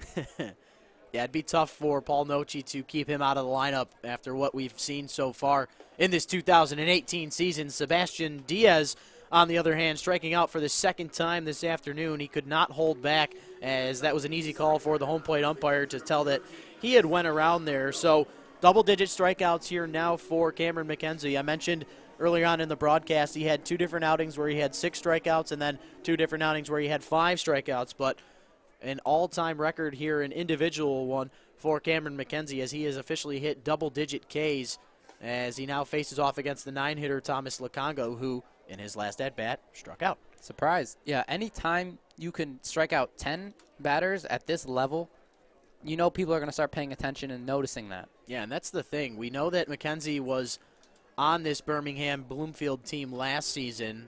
He's worked his way up, and he's clearly found what he's been looking for, and you wonder how long McKenzie will stay here with us at the USPBL. Yeah, McKenzie also a very nice guy. Another quiet guy, but he's just down to business, really. All business it is for Mr. McKenzie. That 1-1 offer. Fastball in the strike zone. Count now 1-2 on Lukongo. Let's take a look here at this scorebook. We got two guys that have struck out twice, and that is both Kevin Watley and Sebastian Diaz. And Lukongo could complete the trifecta if he strikes out here, but a good eye there as he holds off on the 1-2 offer. Count now even at 2-2. I bet McKenzie's going to come in here with a fastball to try and just get out of this half inning, and of course he throws something off speed, so I wonder if that's what Lukongo was looking for as he gets froze on that pitch. That is 11 strikeouts, as after that leadoff home run to Chris Mangus, Cameron McKenzie strikes out this side. So a 2-0 lead here for the Eastside Diamond Hoppers, courtesy of Mr. Mangus. We head to the 6th inning. You're listening, or excuse me, the home half of the 5th inning. You're listening to the USPBL YouTube channel.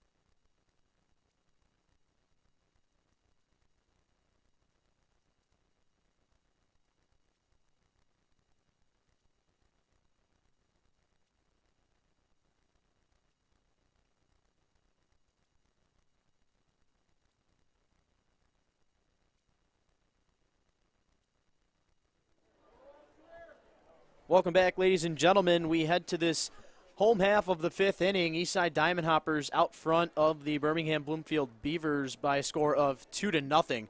Hunter Wood now stands in for this team as he had struck out swinging to begin the 2nd inning of play. Tyler Palm playing really well out there on the mound as Hunter Wood has looked at 2 straight balls that have missed the zone. So a little bit long of a wait for Tyler Palm in that last half inning, as McKenzie was working a little bit slower than he had been. Wonder if that time in the dugout distracted Palm at all. Let's see if he can get back on the horse here, and that he does. The 2-0 pitch is swung on and missed. Hunter Wood chases after that one, but can't get any contact with it. The count now 2-1 on the Western Kentucky University native. Both of these pitchers have really found a rhythm and are moving fast, and it's easy to get out of rhythm when you're sitting in the dugout for a long period of time. But I think the rhythm they've established in the prior innings is they've just continued that, and that's what you like to see. Only 50 pitches for Palm, so he's been the mark of efficiency. So the count even at 2-2 as Hunter Wood looks at ball 3, fastball that misses high and outside. Payoff pitch will ensue here now. If I take a look at some of these stats here, Tyler Palm, no walks yet on the afternoon. He did hit Christian Helsel back in that 1st inning, but as far as an accuracy standpoint, both of these guys doing a spectacular job. Hunter Wood fouls off that payoff pitch, and we'll do it all over again. And there's some action out there in the Beavers bullpen, so I believe McKenzie's night is done, afternoon, excuse me. I can't quite see who's out there, but There is some action out there. Pull out my handy-dandy binoculars, and we'll have that number and name for you here just in a second. And as I say that, Hunter Wood looks at one on the outside frame. Tyler Palm looked like he was in a little bit of trouble starting off that count 2-0, but he fights back in there and retires Hunter Wood via the backwards K and strikes him out for the second time here this afternoon. And now the designated hitter, My Pick the Stick, standing in for the Beavers. That is Jack Hranick, number 25. He grounded out over to first base back in that second inning.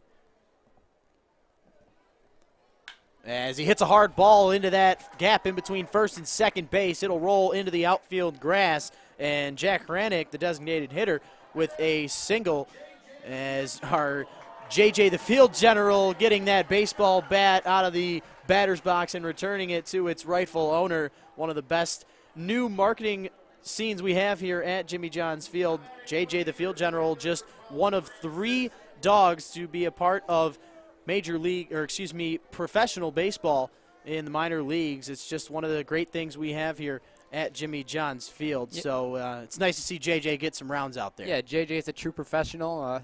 Just goes about his business, and he's done a real nice job. So now Ryan Smith stands in for the Beavers. Hranick over there at first base. Tyler Palm, the 6'8" right-hander, looking for a ground ball here, as Smith had struck out swinging to end that second inning.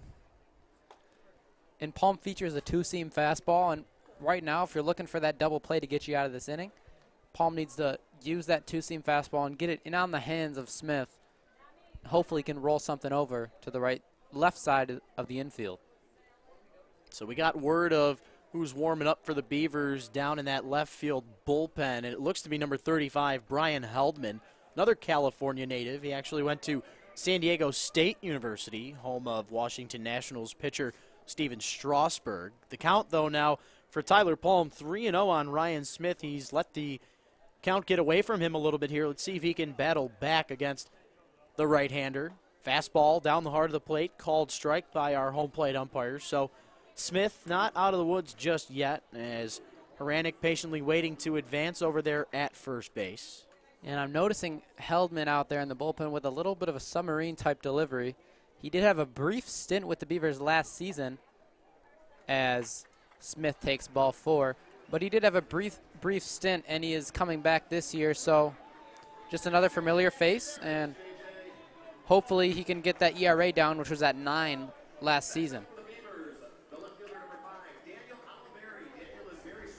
So now Daniel Oliveri making his way to the batter's box. Oliveri led off the third inning by grounding out to Gunnar Buhner over at third base, but we got runners on first and second now. Still just 1 out, courtesy of Hunter Wood, who led off this inning with the backwards K. Tyler Palm continuing to work out here at just about 60 pitches. Pitch number 60 getting delivered right there. Slider on the outside half, missing the zone there. So Oliveri ahead in the count here now, and we're starting to see the accuracy from Tyler Palm go down a little bit.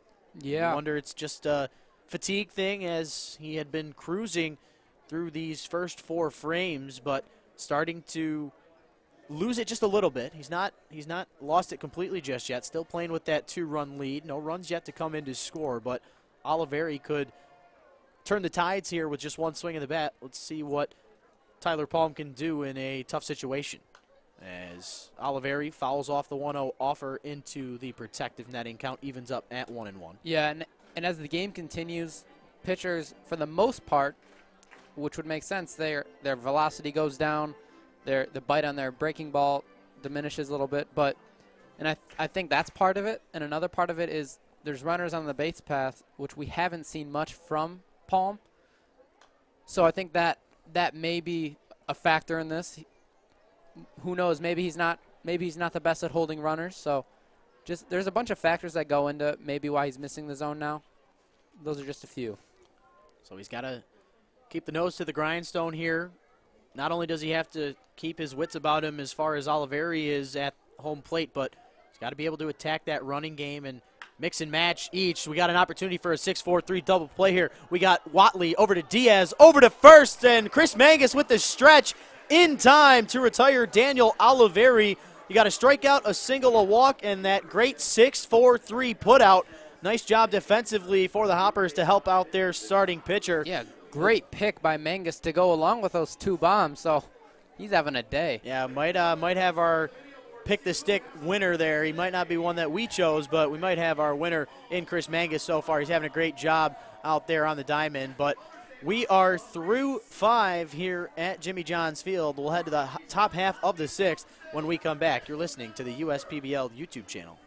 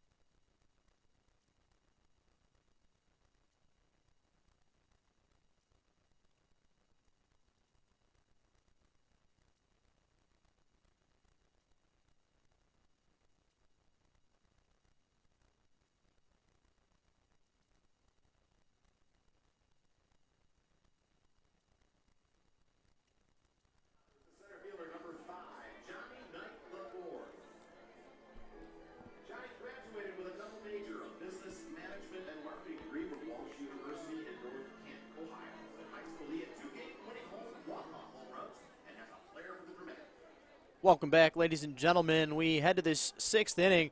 Eastside Diamond Hoppers will start off with their leadoff batter, Johnny Knight IV.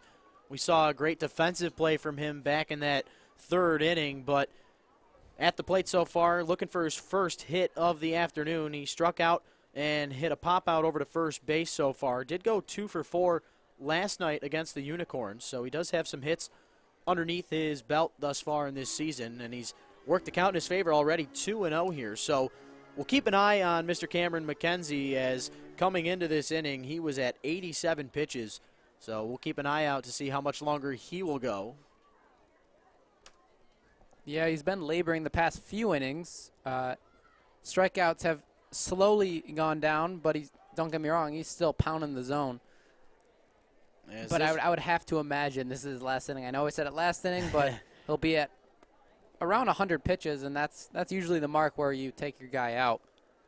So Johnny Knight with the count at 2-1, hits a chopper back up the middle. Skylar Mercado ranging to his left, and look at that, ladies and gentlemen, on the run across his body. He makes the play, and not only that, he makes it look easy. A really nice job defensively for Skylar Mercado, the man out of the Bronx, New York. So nice job right there. We've seen a couple defensive gems from the Diamond Hoppers so far today, but now the Beavers getting in on the action. Yeah, Mercado got a nice break on that ball. It was a nice high hop for him and really good footwork to throw that ball across the diamond, and an accurate throw too.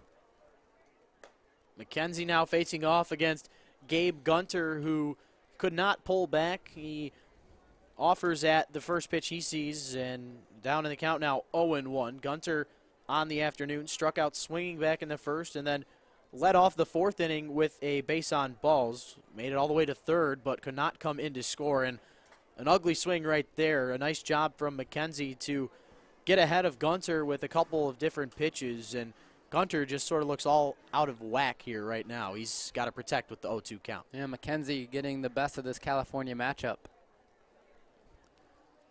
0-2 in the dirt again, and Gunter will not be able to knock it off.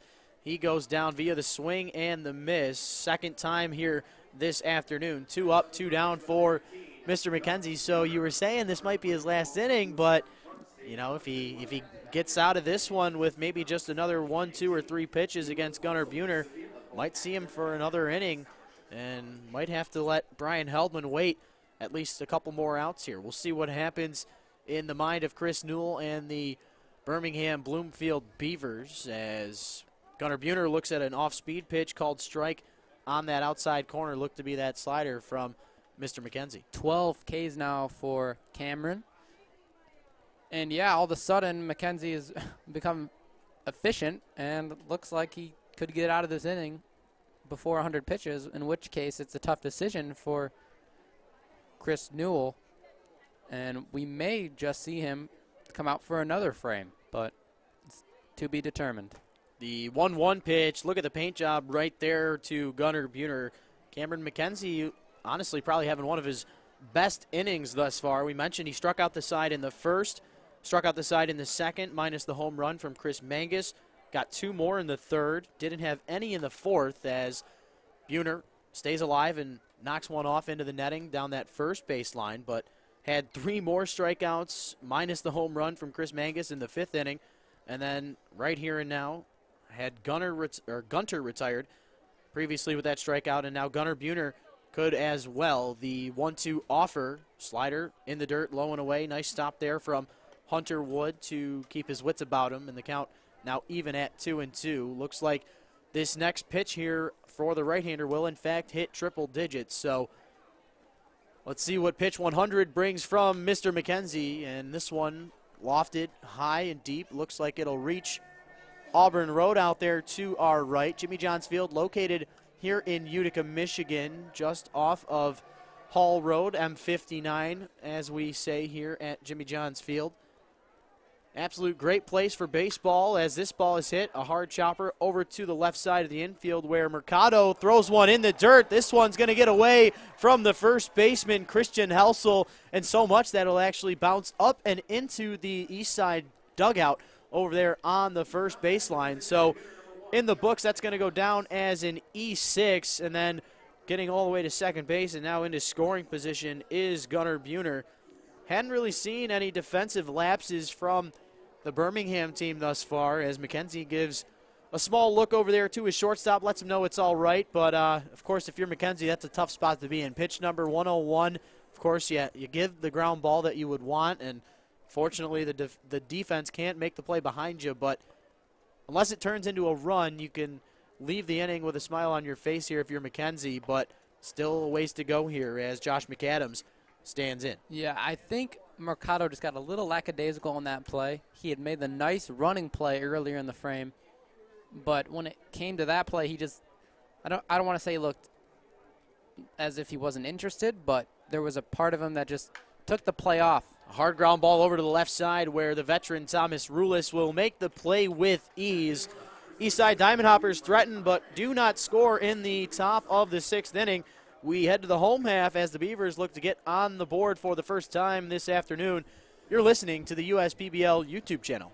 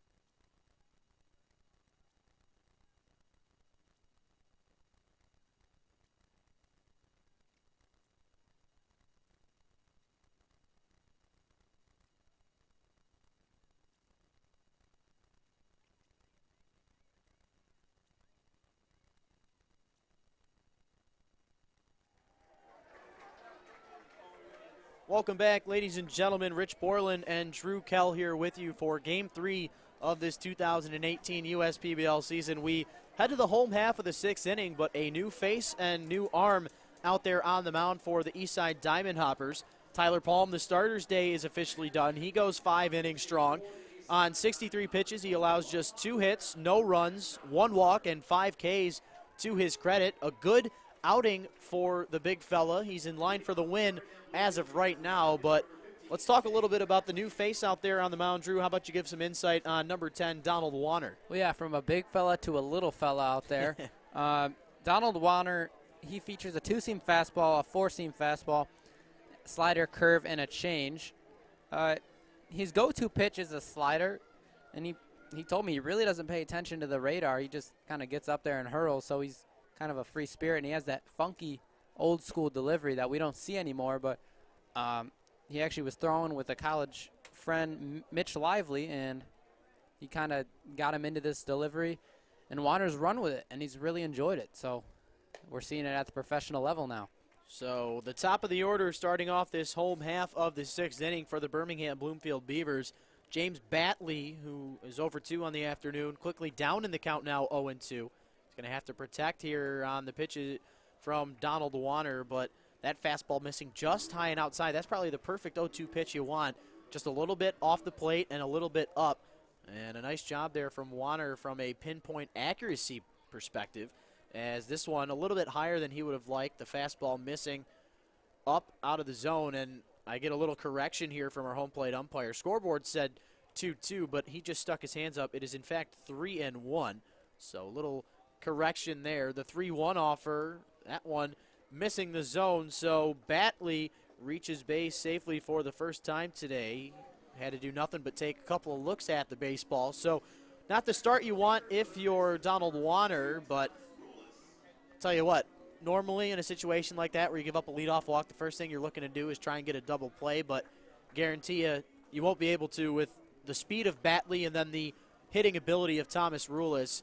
I expect to see no bunt laid down here. This is a perfect situation to try and lay a bunt down as your team's down 2-0 in a game where pitching has dominated. But the man at the plate, like we mentioned, had a .350 average last season with the champion Beavers. And, yeah, that bat's not going to be put down for a bunt out of the hands of Thomas Rulis. He's going to be swinging here against Warner, but already some issue with the control here as Rulis looks at the first pitch and it misses the zone. And I wouldn't be shocked to see maybe a hit and run here with the combination of the back control of Rulis and the speed on the base path. So this may be a time, or maybe a stolen base attempt right now and then a bunt. But I think right now you have a very good combination.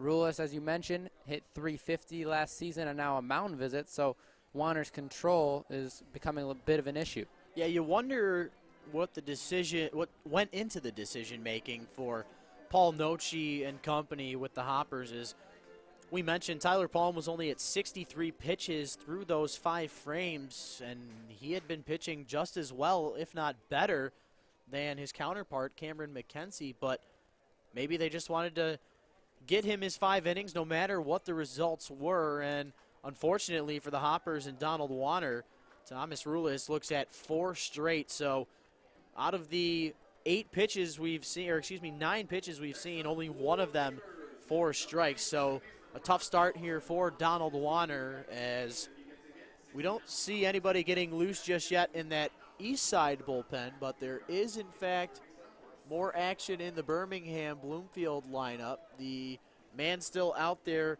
is number 35, Brian Heldman, but another arm starting to get loose down there. No action just yet, but we'll let you know as soon as we see something different. Robert Poller now standing in. Thought about holding off and ends up not being able to hold back. We've seen that a couple of times from Poller here this afternoon. Yeah, I think his timing's a little off. But right now, with his timing off and with the speed on the base paths, maybe lay down a bunt, because you're down 2 runs.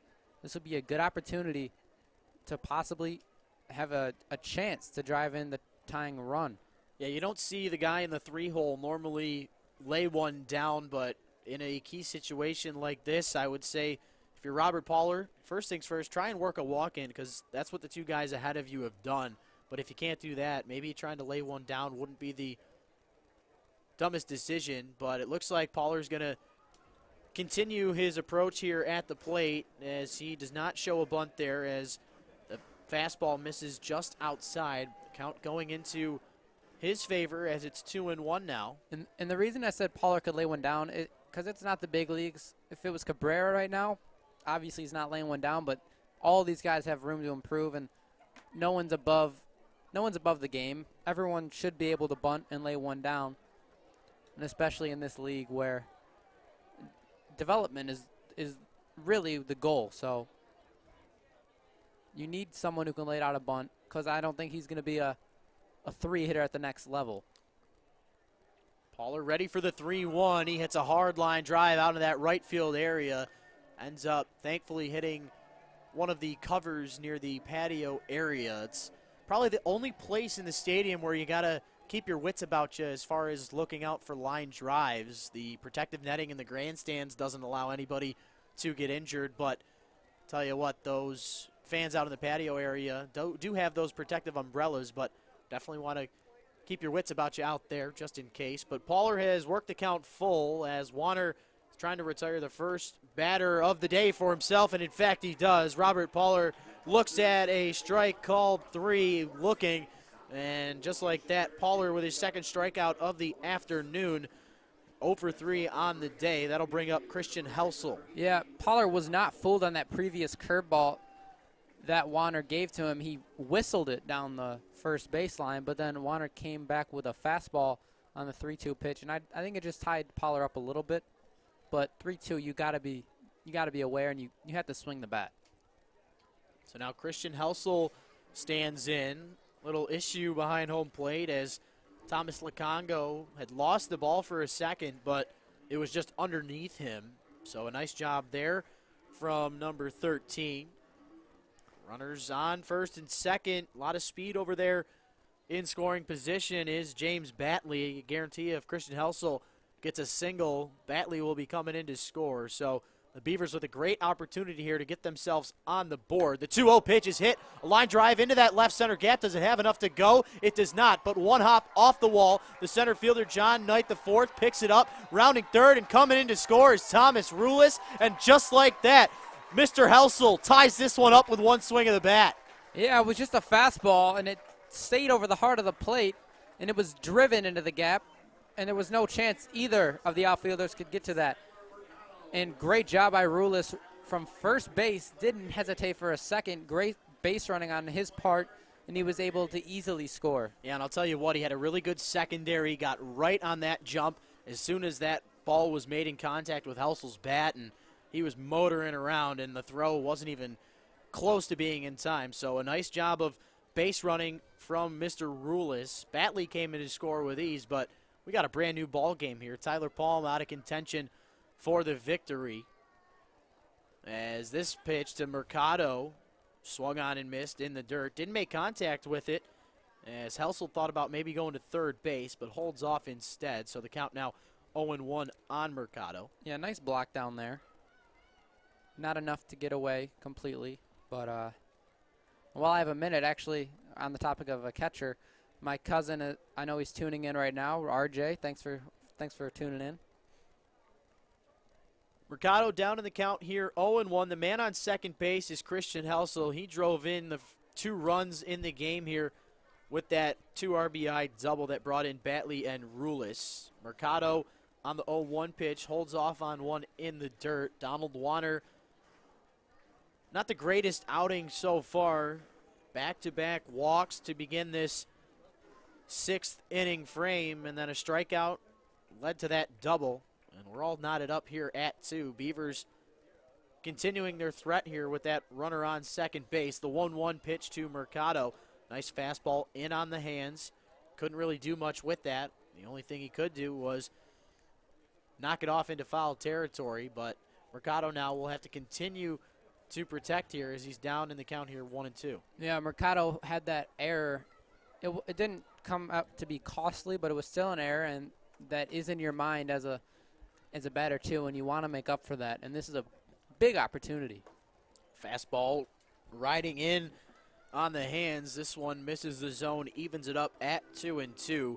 Mercado with a couple of ground outs to the second baseman, Sebastian Diaz, so far in this one, but Diaz playing more up the middle, covering second base where Christian Helsel stands. He's keeping him honest over there at second base. Meanders back towards his position. And that 5.5 hole is looking pretty big right now. 2-2 pitch, a breaking ball. Looks as if it just didn't drop in time there.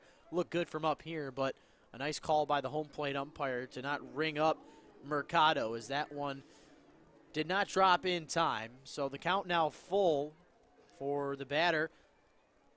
Big spot here for Donald Warner if he wants to keep his outing going.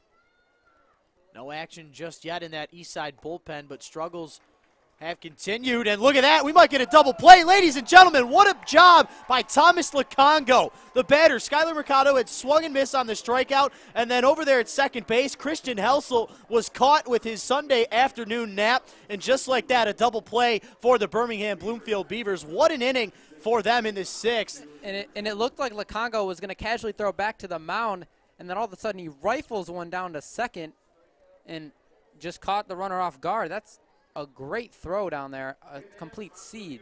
What a job there from the man behind the dish to retire the Birmingham Bloomfield Beavers in that sixth inning, but not before they could get 2 runs across. It is all tied up at 2. Diamond Hoppers coming up to the plate. We're heading to the 7th. You're listening to the USPBL YouTube channel.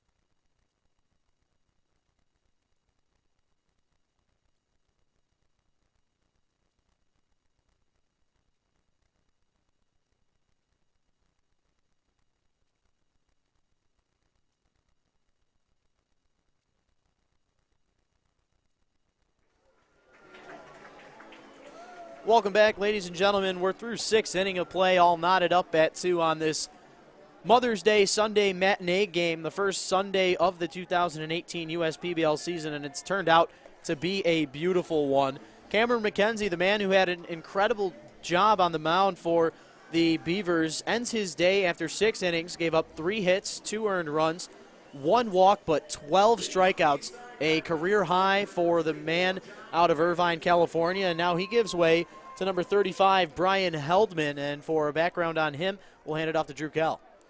Yeah, Brian Heldman is a returning player this year. He had a brief stint with the Beavers last year, tallied an ERA of 9, so looking to get that down, but he obviously did enough to come back and make the team.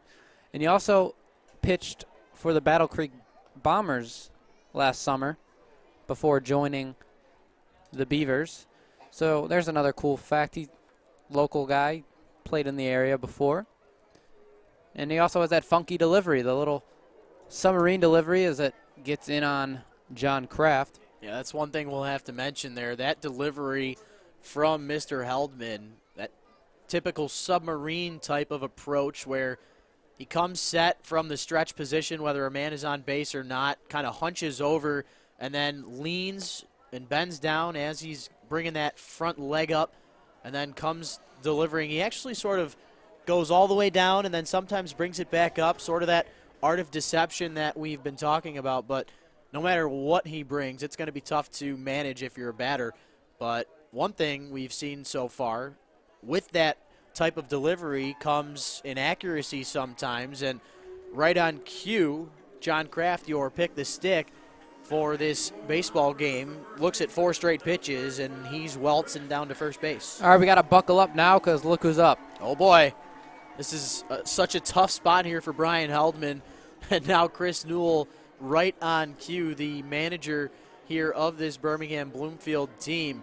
Obviously going to have a little bit of strategizing on the mound there. You see Chris Newell talking with the catcher, Hunter Wood. And, I mean, what can you really do here against Chris Mangus? You just walked the guy ahead of him on 4 straight pitches, so of course you're trying to throw strikes, but every strike that Chris Mangus has seen so far, he's taken it completely out of the park. So what do you do here? Well, I wouldn't be surprised if the Beavers entertain the thought of giving Mangus the free pass here.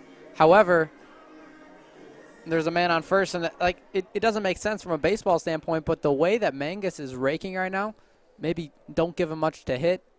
Yeah, give him junk on the outside part of the zone. It's tough because if there was 2 outs, maybe they would think about possibly walking him. But with the game now tied up here, Mangus with both of the runs for this Eastside team. And I guess if you're Heldman, you're just going to have to try and attack him. And look at that, called strike right down the heart of the plate.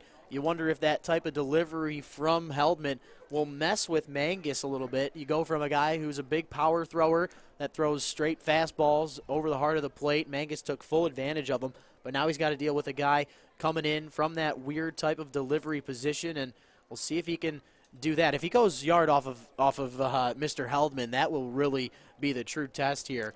Just a new arm on the mound, a tough challenge here for Mangus. Yeah, it's definitely a different perspective as a hitter because that ball starts off behind you as a righty, and there's some different movement on the ball, so it's a different game playing against a submarine pitcher.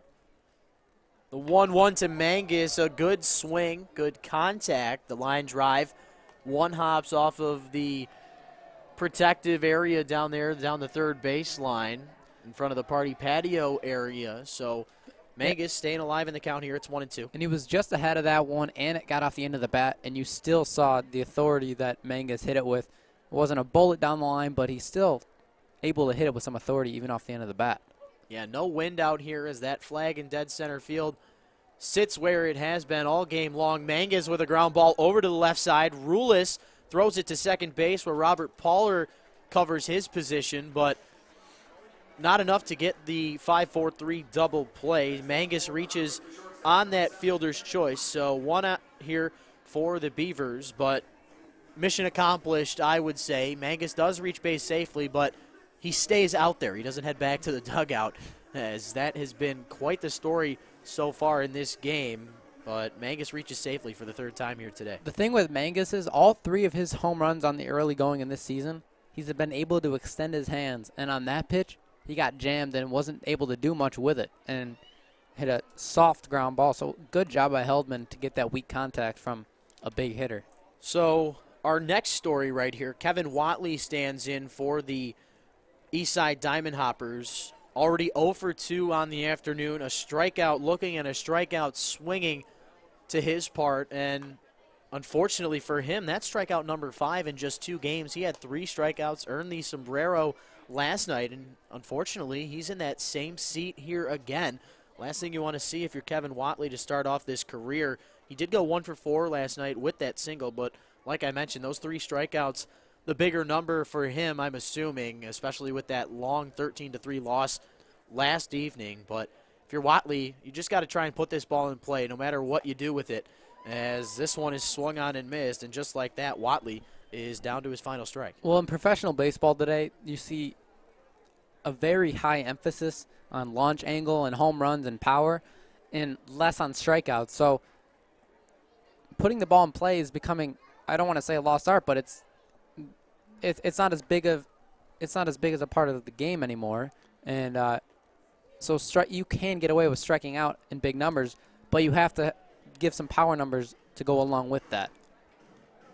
Mangus on the 1-2 offer, throws that slider that Watley elects to hold off of. The Port Orchard, Washington native trying to get his second hit of his career here with the Eastside Diamond Hoppers, but it's going to come in a tough spot as he's dealing with that submarine throwing from Mr. Heldman. Contact made here by Kevin Watley, and it looks like he might reach on the fielder's choice, sort of the exact same play that we had just seen. The 5-4 out at second base retires Chris Mangus, and then Watley reaches base safely with the fielder's choice. Yeah, and that was actually a very tricky play down there at third base for Rulis. The first hop was a normal hop, and then on that second hop there's a lot of front spin, I should say, on it, and the ball speeds up, and that can be a tricky play for any infielder, and Rulis was able to corral it smoothly. You know what we call those? What do you call those? Those in-betweeners. Those are no fun whatsoever. You're not sure if you want to charge it or if you want to sit back on it. And that one right there, a couple of hops, could have really ate up Rulis, but he does a good job to hone in that baseball, get the lead runner out, and just like that, 2 outs here on the board as Chris Mangus is retired at second base. Watley at first. Sebastian Diaz, the batter now, elects to take a hack at the first offer he sees out there in center field. James Batley corrals himself underneath that baseball for the third and final out as the Hoppers get a couple of base runners but can't do anything about it. They are retired as we have a 2-2 ball game. We are heading to stretch time here at Jimmy John's Field. So if you're out at home, listening in, get up out of your seat, stretch here with us at Jimmy John's Field. We'll be back. You're listening to the USPBL YouTube channel.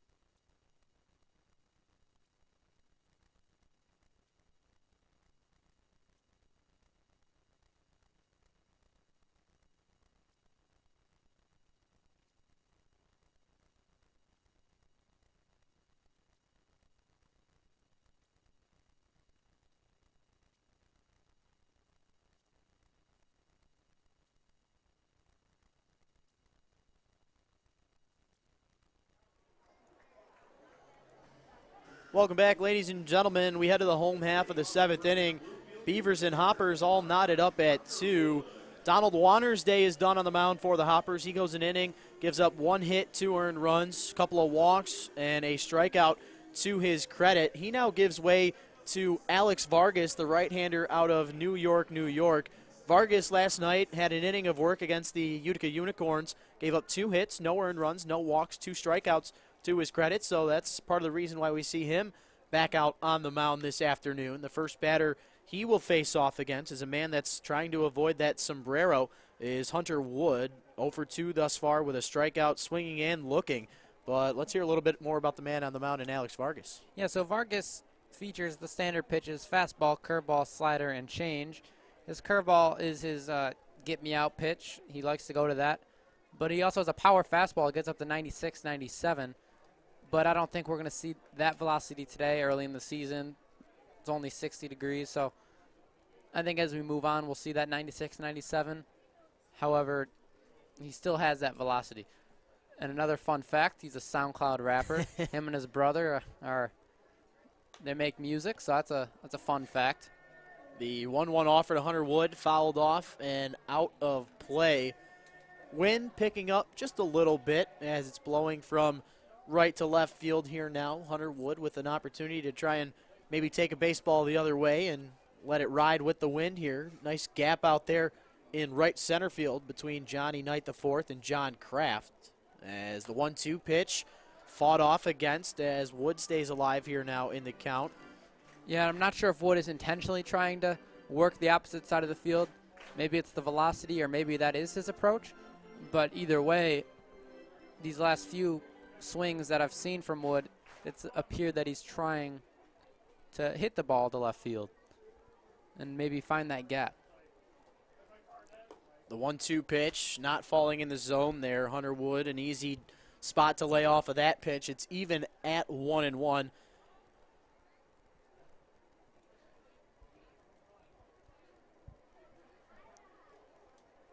Just about ready to have the first weekend of the 2018 USPBL season in the books as Hunter Wood strikes out for the third time here today. Not the best outing he would have predicted, so might have another at-bat opportunity later on in that ninth inning. We'll see if he gets another chance, but over 3 night with 3 Ks, not the best day thus far. And now standing in, the designated hitter, my pick to stick for the afternoon, number 25, Jack Hranick, ended up grounding out to first base in the second, but singled in between first and second back in the fifth. So let's see if he can add to his totals as he thought about going after one, but holds off on it. Count 1-0 on the DH here. And if I'm Vargas, I'm just going to continue throwing that fastball. And really, it's given hitters problems so far. It has very good side-to-side action, as you saw there, because that just completely tied up Hranick. As Hranick hits a little pop fly into deep infield and shallow left field. The shortstop, Kevin Watley, calling off his infield mate Gunnar Buhner over there on the left side for the easy putout. That one going down in the books as a pop out to the shortstop. 2 up, 2 down here for the Beavers in this home half of the 7th inning. It's been a pretty good baseball game here so far. Yeah, not sloppy. There was 1 error in the ball game, but for the most part it's been very good pitching and a few exciting home runs earlier in the contest. Pretty much all you can ask for from a baseball's fan perspective. You always want to see good pitching throughout the ball game, and then if you see a baseball or two leave the yard, you can't complain about that. So all good things here on this Sunday matinee Mother's Day matchup between the Hoppers and Beavers.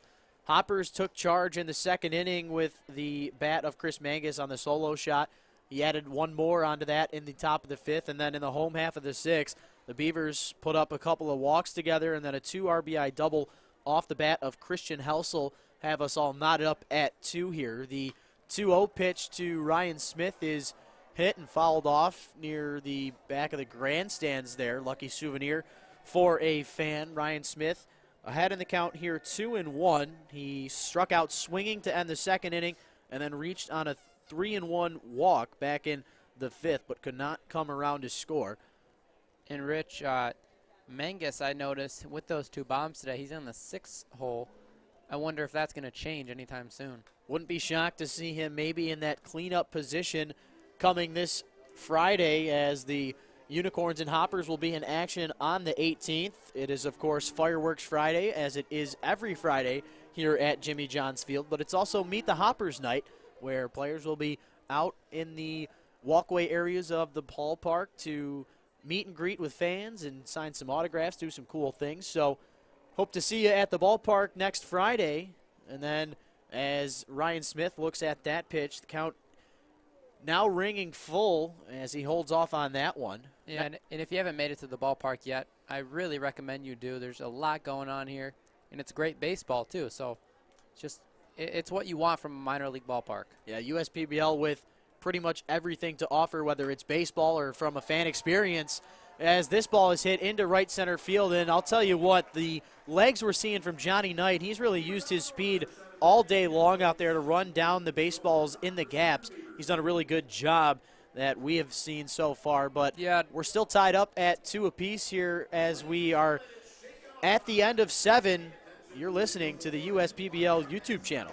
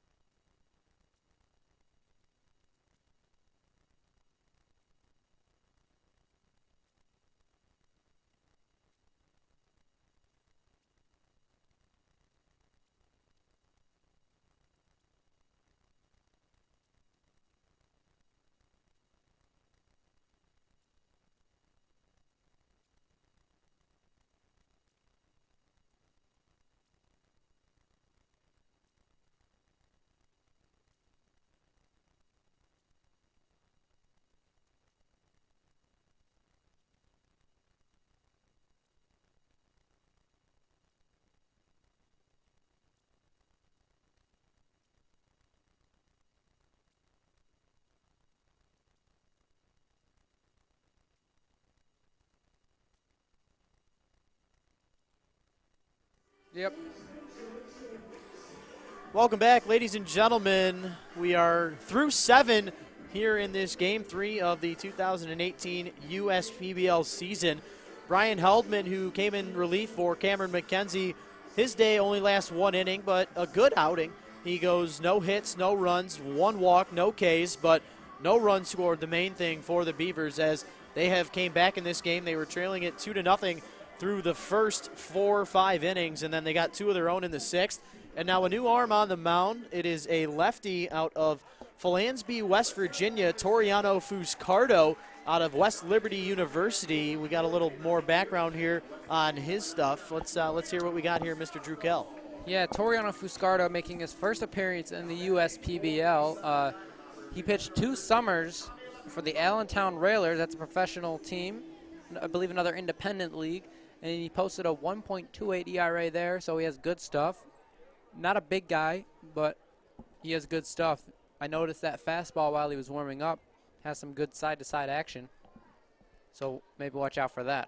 We will, in fact, keep an eye out for that. The first batter he will face off against is the catcher, Thomas Lacongo, another one of those guys who was trying to escape that awful sombrero, but there's a lot of guys kind of in that scene here today after the performance we saw from Cameron McKenzie. We mentioned the 6 innings of work. He had 12 strikeouts and just an absolute dominant performance. Just the only thing he couldn't escape was Chris Mangus, but as we've seen so far through these first 2 games, that's really something that most pitchers will not be able to escape here in this 2018 USPBL season. Yeah, Mangus, once he gets his hands extended, it's tough to get him out.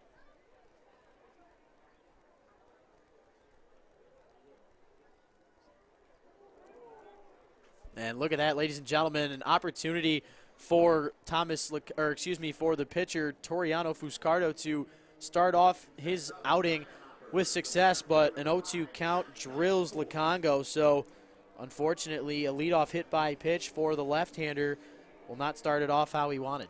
Yeah, Lacongo behind the plate and taking a beating, as most catchers do on a nightly basis, and then adding on to that, getting hit by a pitch, that's not comfortable for especially a catcher, who are, in my opinion, the smartest and toughest players on the ball field.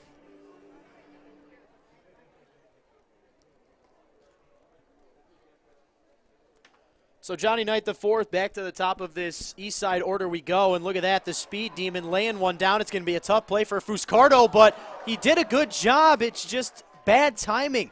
He had fielded his position about as best he could, throws the ball in a good, orderly fashion over to first base, but looks as if Johnny Knight, with that speed down the line, had made contact with that baseball before it could get to Christian Helsel, and because of it, it looks like it'll be a base knock for the man on first base. So instead of a sacrifice bunt attempt for Johnny Knight, it'll go down in the books as a base hit. So a hit by pitch for Lukongo. He's at second, and then that bunt single for Johnny Knight have the Hoppers threatening here.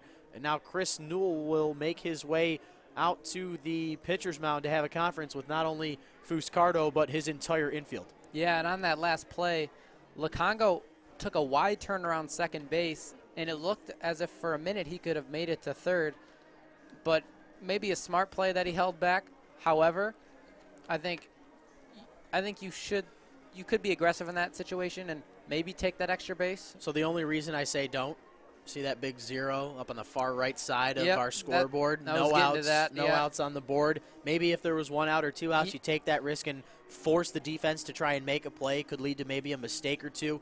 And I'll tell you what, though, the Hoppers are definitely brewing something here. And you don't want to make the first out or the final out on the base pass. That's for sure. So runners on first and second. Gabe Gunter on the afternoon, a couple of strikeouts, but he did reach on a walk in the 4th inning.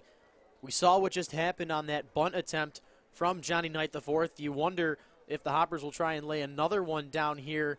And then one thing from a pitching perspective, you're assuming that the Hoppers might try and lay one down here. One thing that I would try if I was Fuscardo, I would try and bring that front leg up and then maybe go over towards second base to see if the batter was trying to lay a bunt down. But showing it immediately was the batter, and a mental miscue from Fuscardo. He tried to get the lead runner over at third base, but it was nowhere close to making a play. Probably should have just went with the automatic out over there at first base, but Gabe Gunter is going to reach on that fielder's choice as Johnny Knight goes to second. Gunter is now on first. Thomas Lukongo over there at third, and the bases are loaded for the 3-hole hitter, Gunnar Buhner.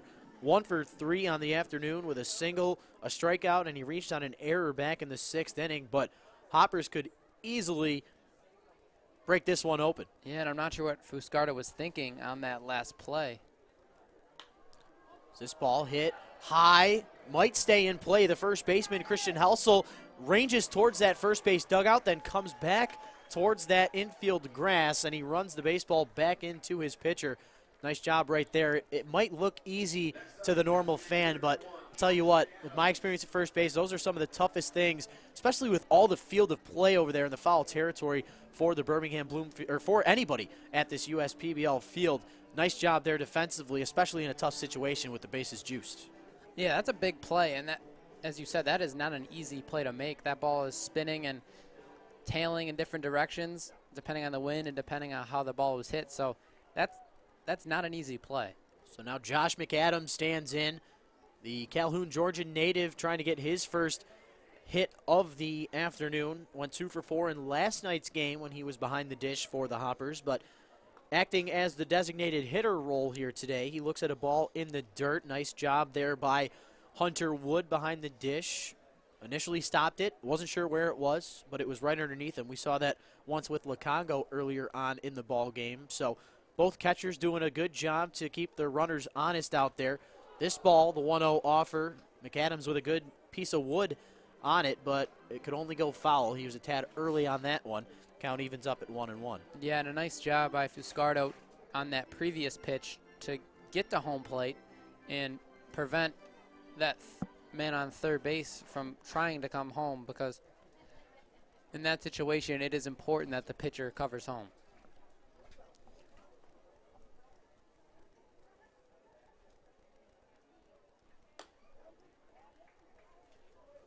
As McAdams looks at the third pitch of the at-bat, that one missing just outside from Fuscardo, but I'll tell you what, Fuscardo's gone through a little bit of everything here in this inning. He gave up the leadoff hit by pitch on the 0-2 count. So you started off with a 0-2 count, And now look where we're at here. The hit by pitch and then the single and then the fielder's choice.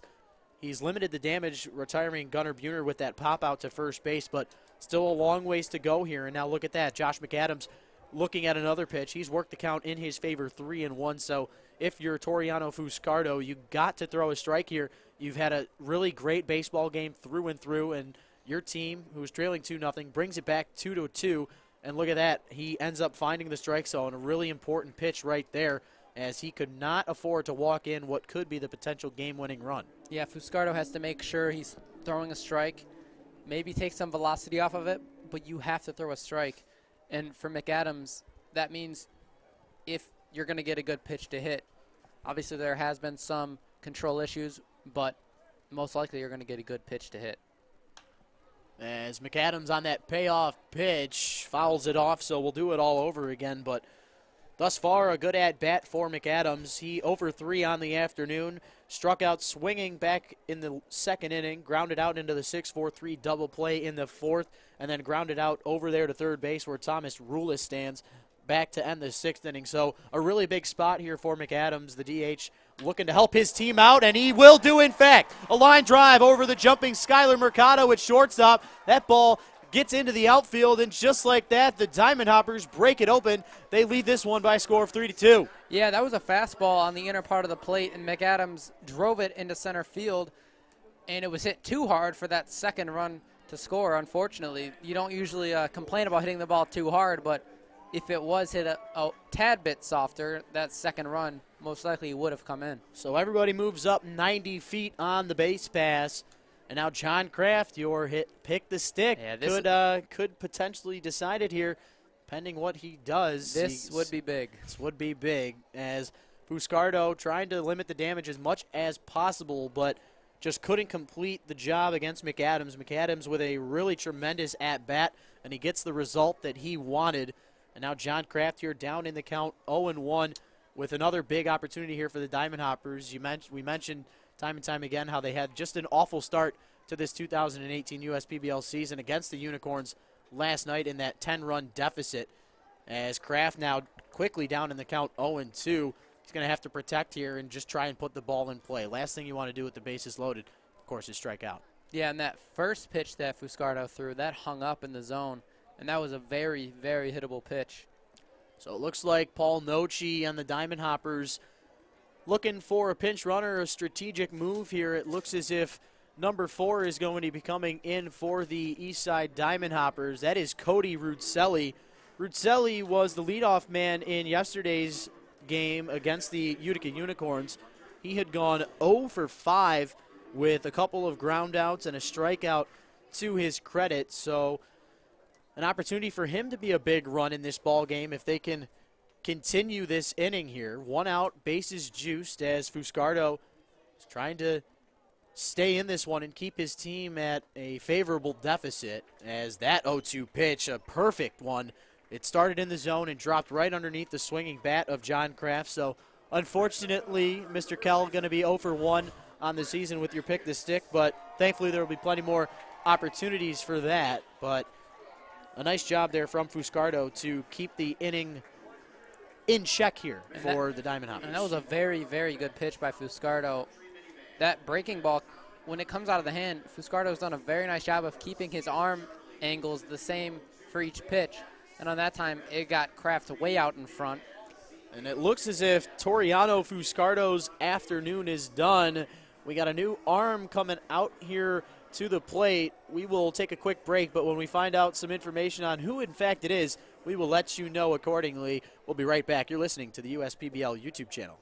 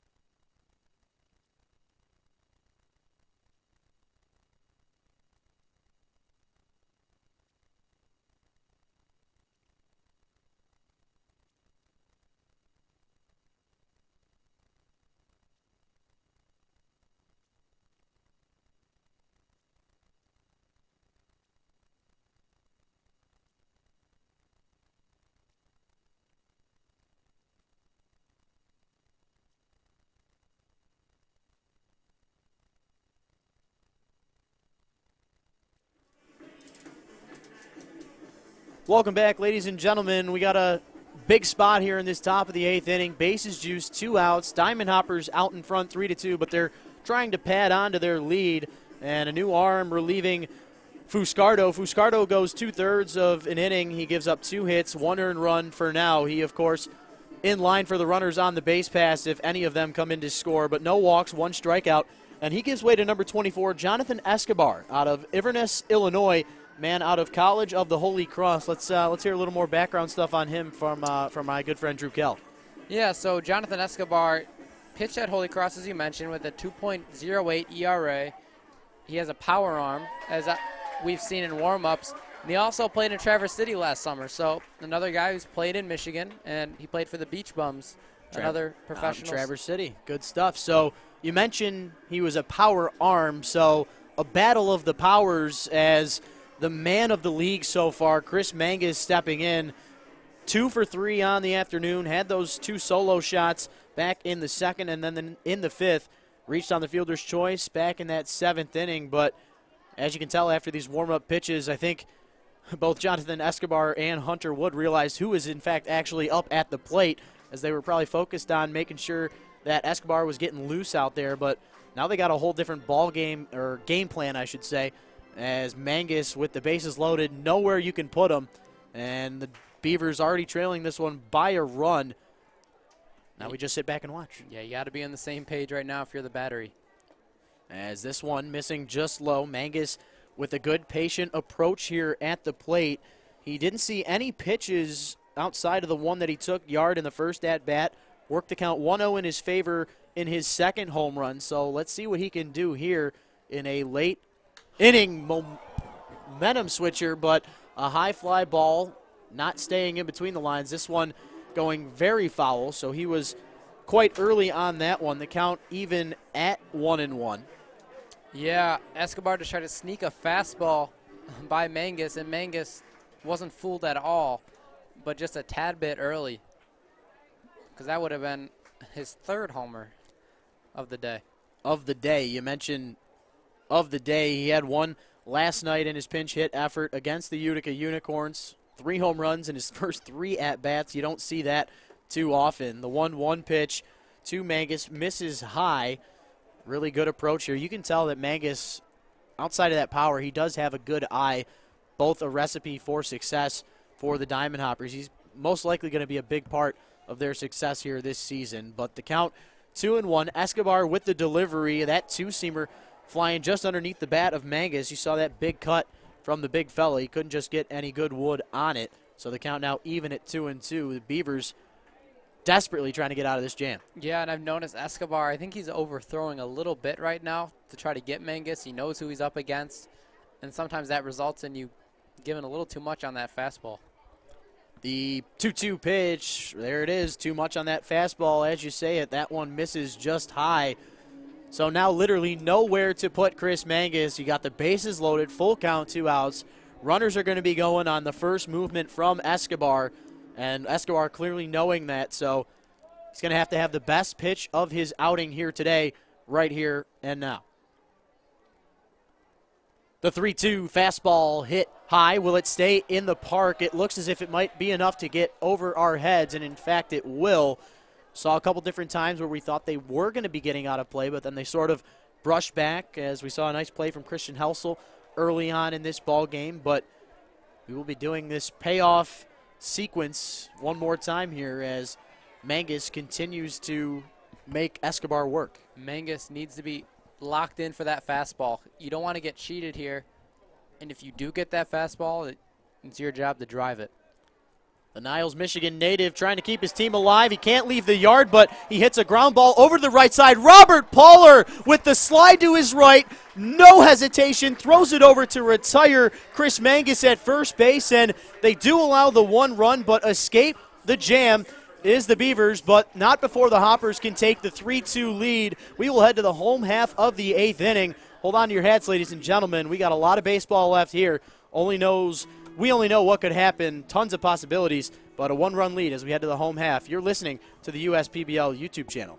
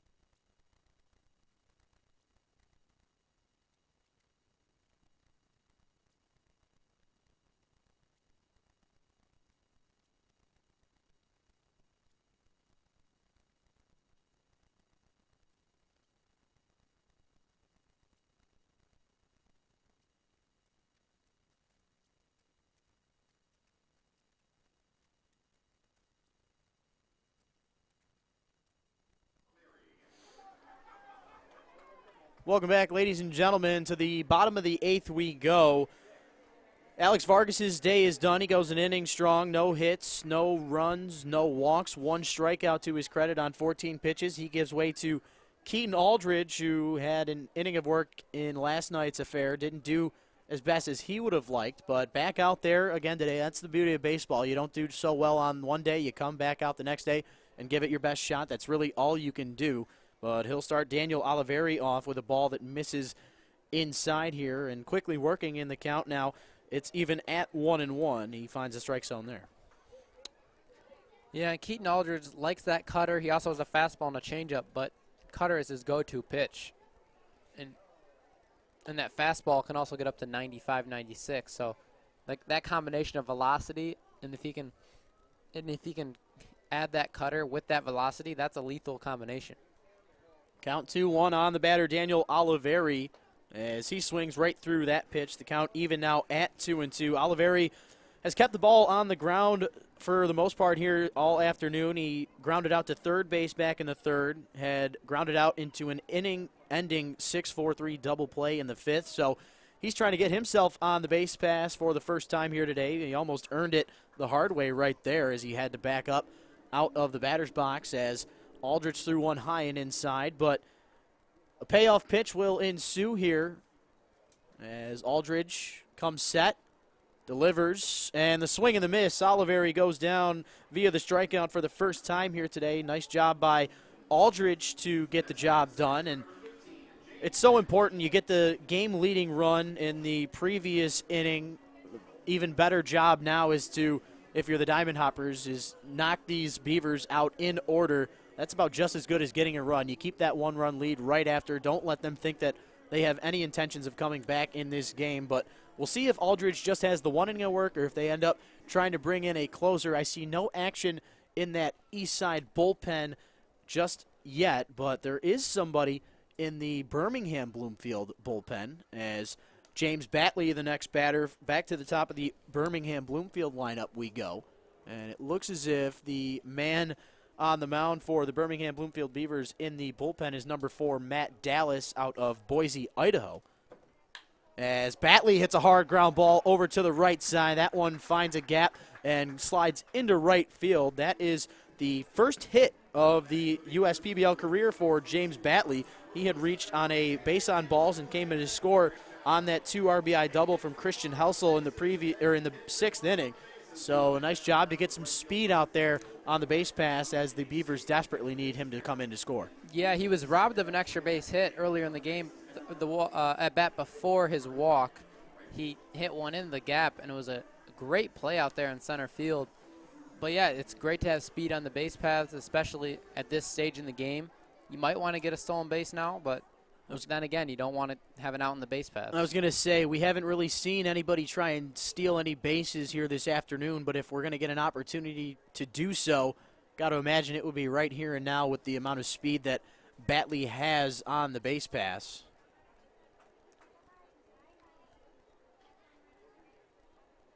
And Rulis picking up right where he left off last season, putting the ball in play. Not a big power guy, but he just knows how to put the ball in play, and as he does right here. As Rulis hits this one high and deep, and it'll find a gap. Batley going around second. He's motoring around third. Look at Rulis, though. He's got a really great jump. He's going to go into third base standing up. RBI triple to tie this ball game up. We're knotted at 3, courtesy of Thomas Rulis. And both of those guys, Rulis and Batley, both just coasted around the base pass. Rulis not necessarily known for his speed, but he zoomed around the base pass too, and Batley, the second that ball was hit, he just coasted around the base pass, and there was no chance of getting him at the plate.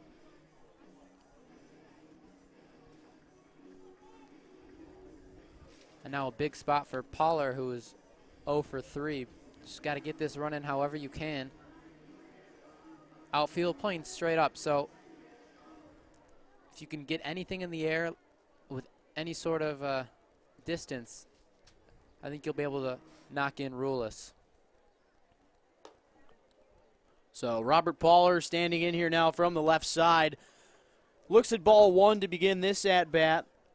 Rulis over there on third base. 2 hits to his credit here this afternoon, singled back in the first, reached and scored on a walk back in the 6th inning. Pauler fights off a pitch. He might have a play at the plate here. Gabe Gunter catching that ball in left field, tosses one towards home plate, but it will not be on line. And look at that, ladies and gentlemen. The Hoppers and Beavers have gone back and forth all afternoon, and just like that, the Birmingham Bloomfield Beavers take the 1-run lead. Yeah, and Gunter had an opportunity to throw Rulis out at the plate. It was just in that zone where it's kind of iffy if you want to take that chance.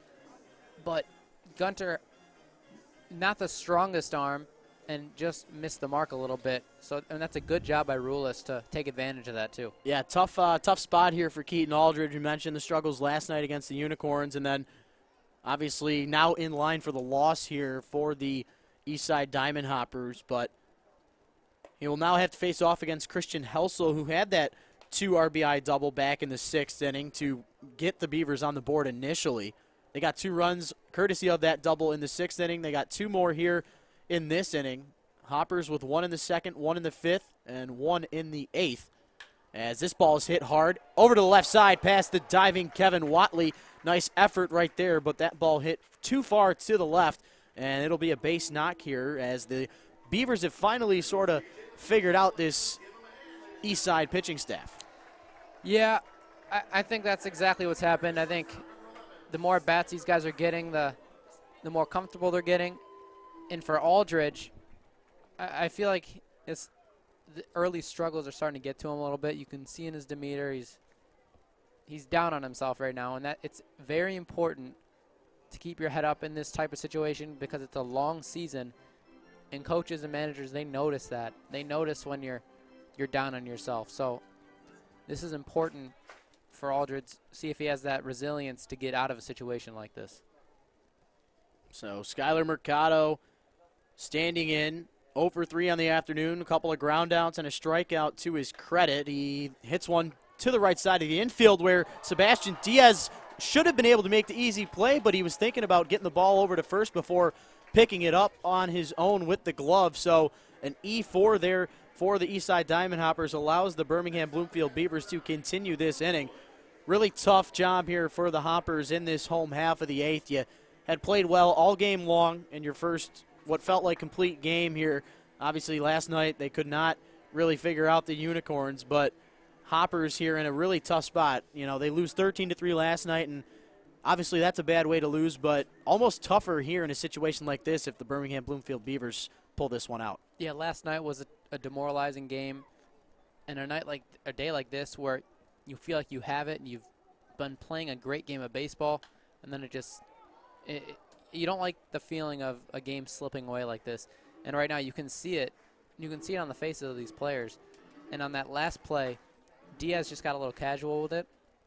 We saw that earlier in the game on the Beavers side. But, yeah, those routine plays are the ones you have to be able to just pick up and throw to first. So Hunter Wood standing in now for the Birmingham Bloomfield Beavers. He's quickly down in the count here, 0-2. And I'll tell you what, he's already got the sombrero hanging up in the dugout, but last thing you want to see is it turn gold here. He's got 3 strikeouts already, down in the count here, 0-2. If you're the Hoppers, this could be one positive thing to look at here. The 0-2 to Hunter Wood. Fastball froze him completely. Hunter Wood and the Beavers are out of it here, but not before they can get 2 runs and retake the lead. It is 4-3 as we head to the 9th inning. We will see what happens in the final inning of play as the Beavers look to get the save here. We'll let you know who's coming out to pitch when we come back. You're listening to the USPBL YouTube channel.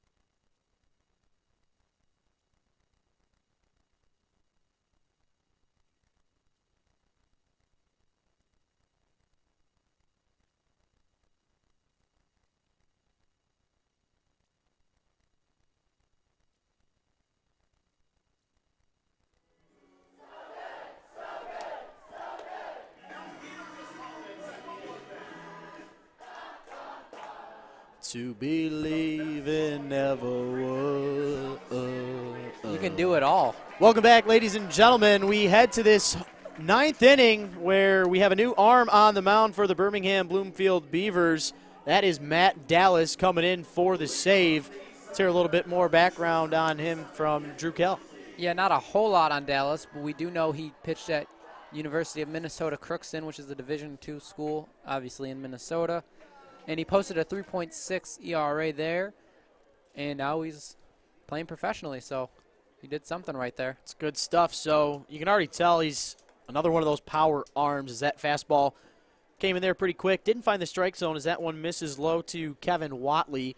Watley on the afternoon reached base safely in the 7th inning with a fielder's choice, but a couple of strikeouts previous to that. Went 1 for 4 last night with those 3 Ks. So trying to avoid the strikeouts is Watley.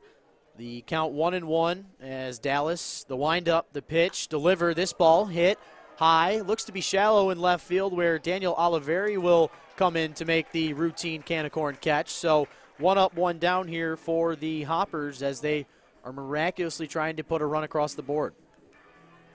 Yeah, and that didn't help. Usually a leadoff base hit really sets the tone for a 9th inning, such as we have here, where you're trailing a run.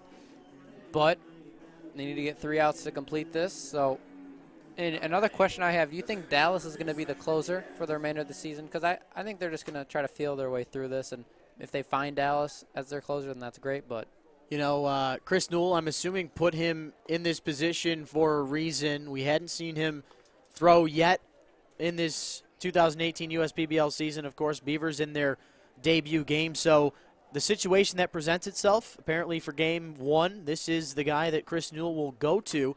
So we'll see if that trend continues, as I'm assuming there will be plenty of save opportunities for these Beavers throughout the season. We'll see if that continues for Matt Dallas, the 6'1", 205-pounder out of Boise, Idaho, trying to finish this one off. It's been a great baseball game. We had a couple of home runs from Chris Mangus of the Eastside Diamond Hoppers, and then 2 runs in the 6th and 8th innings for the Beavers. Great pitching matchup from the 2 starters between Cameron McKenzie and Tyler Palm, and really good defense all around. We've seen an error or 2, 1 each from both respective teams, but Sebastian Diaz here ahead in the count 2-1 against Matt Dallas. The ground ball hit, rolled over to the left side where Skylar Mercado will fire one over, and just in time, the bang-bang play retires Sebastian Diaz. An 0-for-4 day for him, and just like that, the Eastside Diamond Hoppers are down to their final out.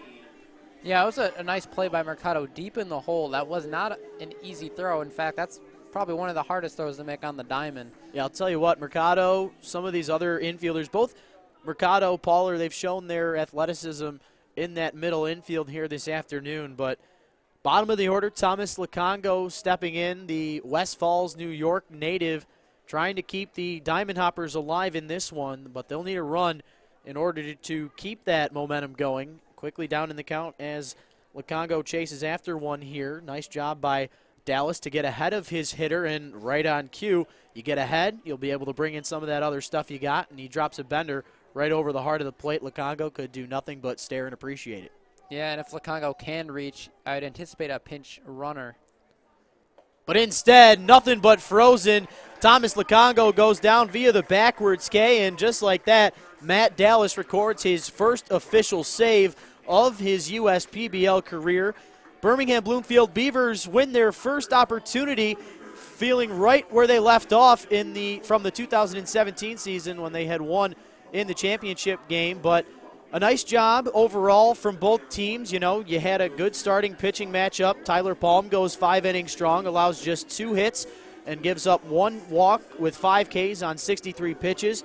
And then his counterpart, how about the day we saw from Cameron McKenzie? 6 innings, 3 hits, 2 earned runs, 1 walk, and 12 strikeouts on the day. But in the end, the Beavers are, in fact, victorious. The Diamond Hoppers dropping to 0-2 on the season. As we mentioned, if you're not familiar with how the USPBL is run, we have games every Thursday through Sunday from this weekend all the way until the championship series on September the 9th. And next weekend, we'll have the Eastside Diamond Hoppers hosting the Utica Unicorns for Firework Friday and a Meet the Hoppers night. Saturday, we have the Westside Woolly Mammoths taking on the Utica Unicorns for our Saturday WCSX Classic Rock Saturdays. We'll have the Cream Tribute Band, and it is also Armed Forces Day at the ballpark on the 19th. And then a week from today, these Birmingham Bloomfield Beavers and Eastside Diamond Hoppers will meet again, and it'll be Sunday Fun Day with the Cat Hero at the ballpark then. So a lot of fun things to look at as we head on to the second weekend of this 2018 USPBL season. Drew, of course, you were with us last season as a part of the grounds crew, but a little bit different experience up here in the booth. What are the first thoughts after seeing this opening weekend here at Jimmy John's Field in 2018? Well, I like it a lot better from this view than down on the field.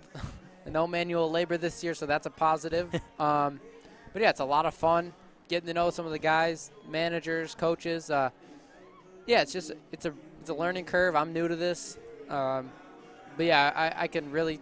This doesn't feel like work. It's a really fun thing to do, and I love baseball and I love being at the ballpark. So that's all you can really ask for. Well, I want to thank Luke Hammett, Dakota Brecht, some of our broadcast interns helping out behind the scenes here today. You see kids running the bases. We do that after each and every game here at Jimmy John's Field, rain or shine. So really a great all-around family fun atmosphere, and on top of that, really great baseball.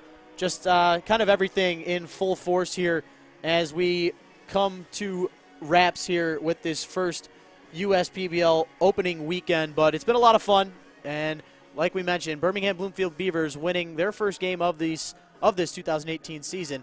Your final score, 4-3 over the Eastside Diamond Hoppers. For my partner, Drew Kell, and everyone up here in the booth, my mother now joining us. Happy Mother's Day once again to all the mothers out there if you are still listening. So we'll see you on Thursday, here in Utica. You're listening to the USPBL YouTube channel. Have a good day, Utica.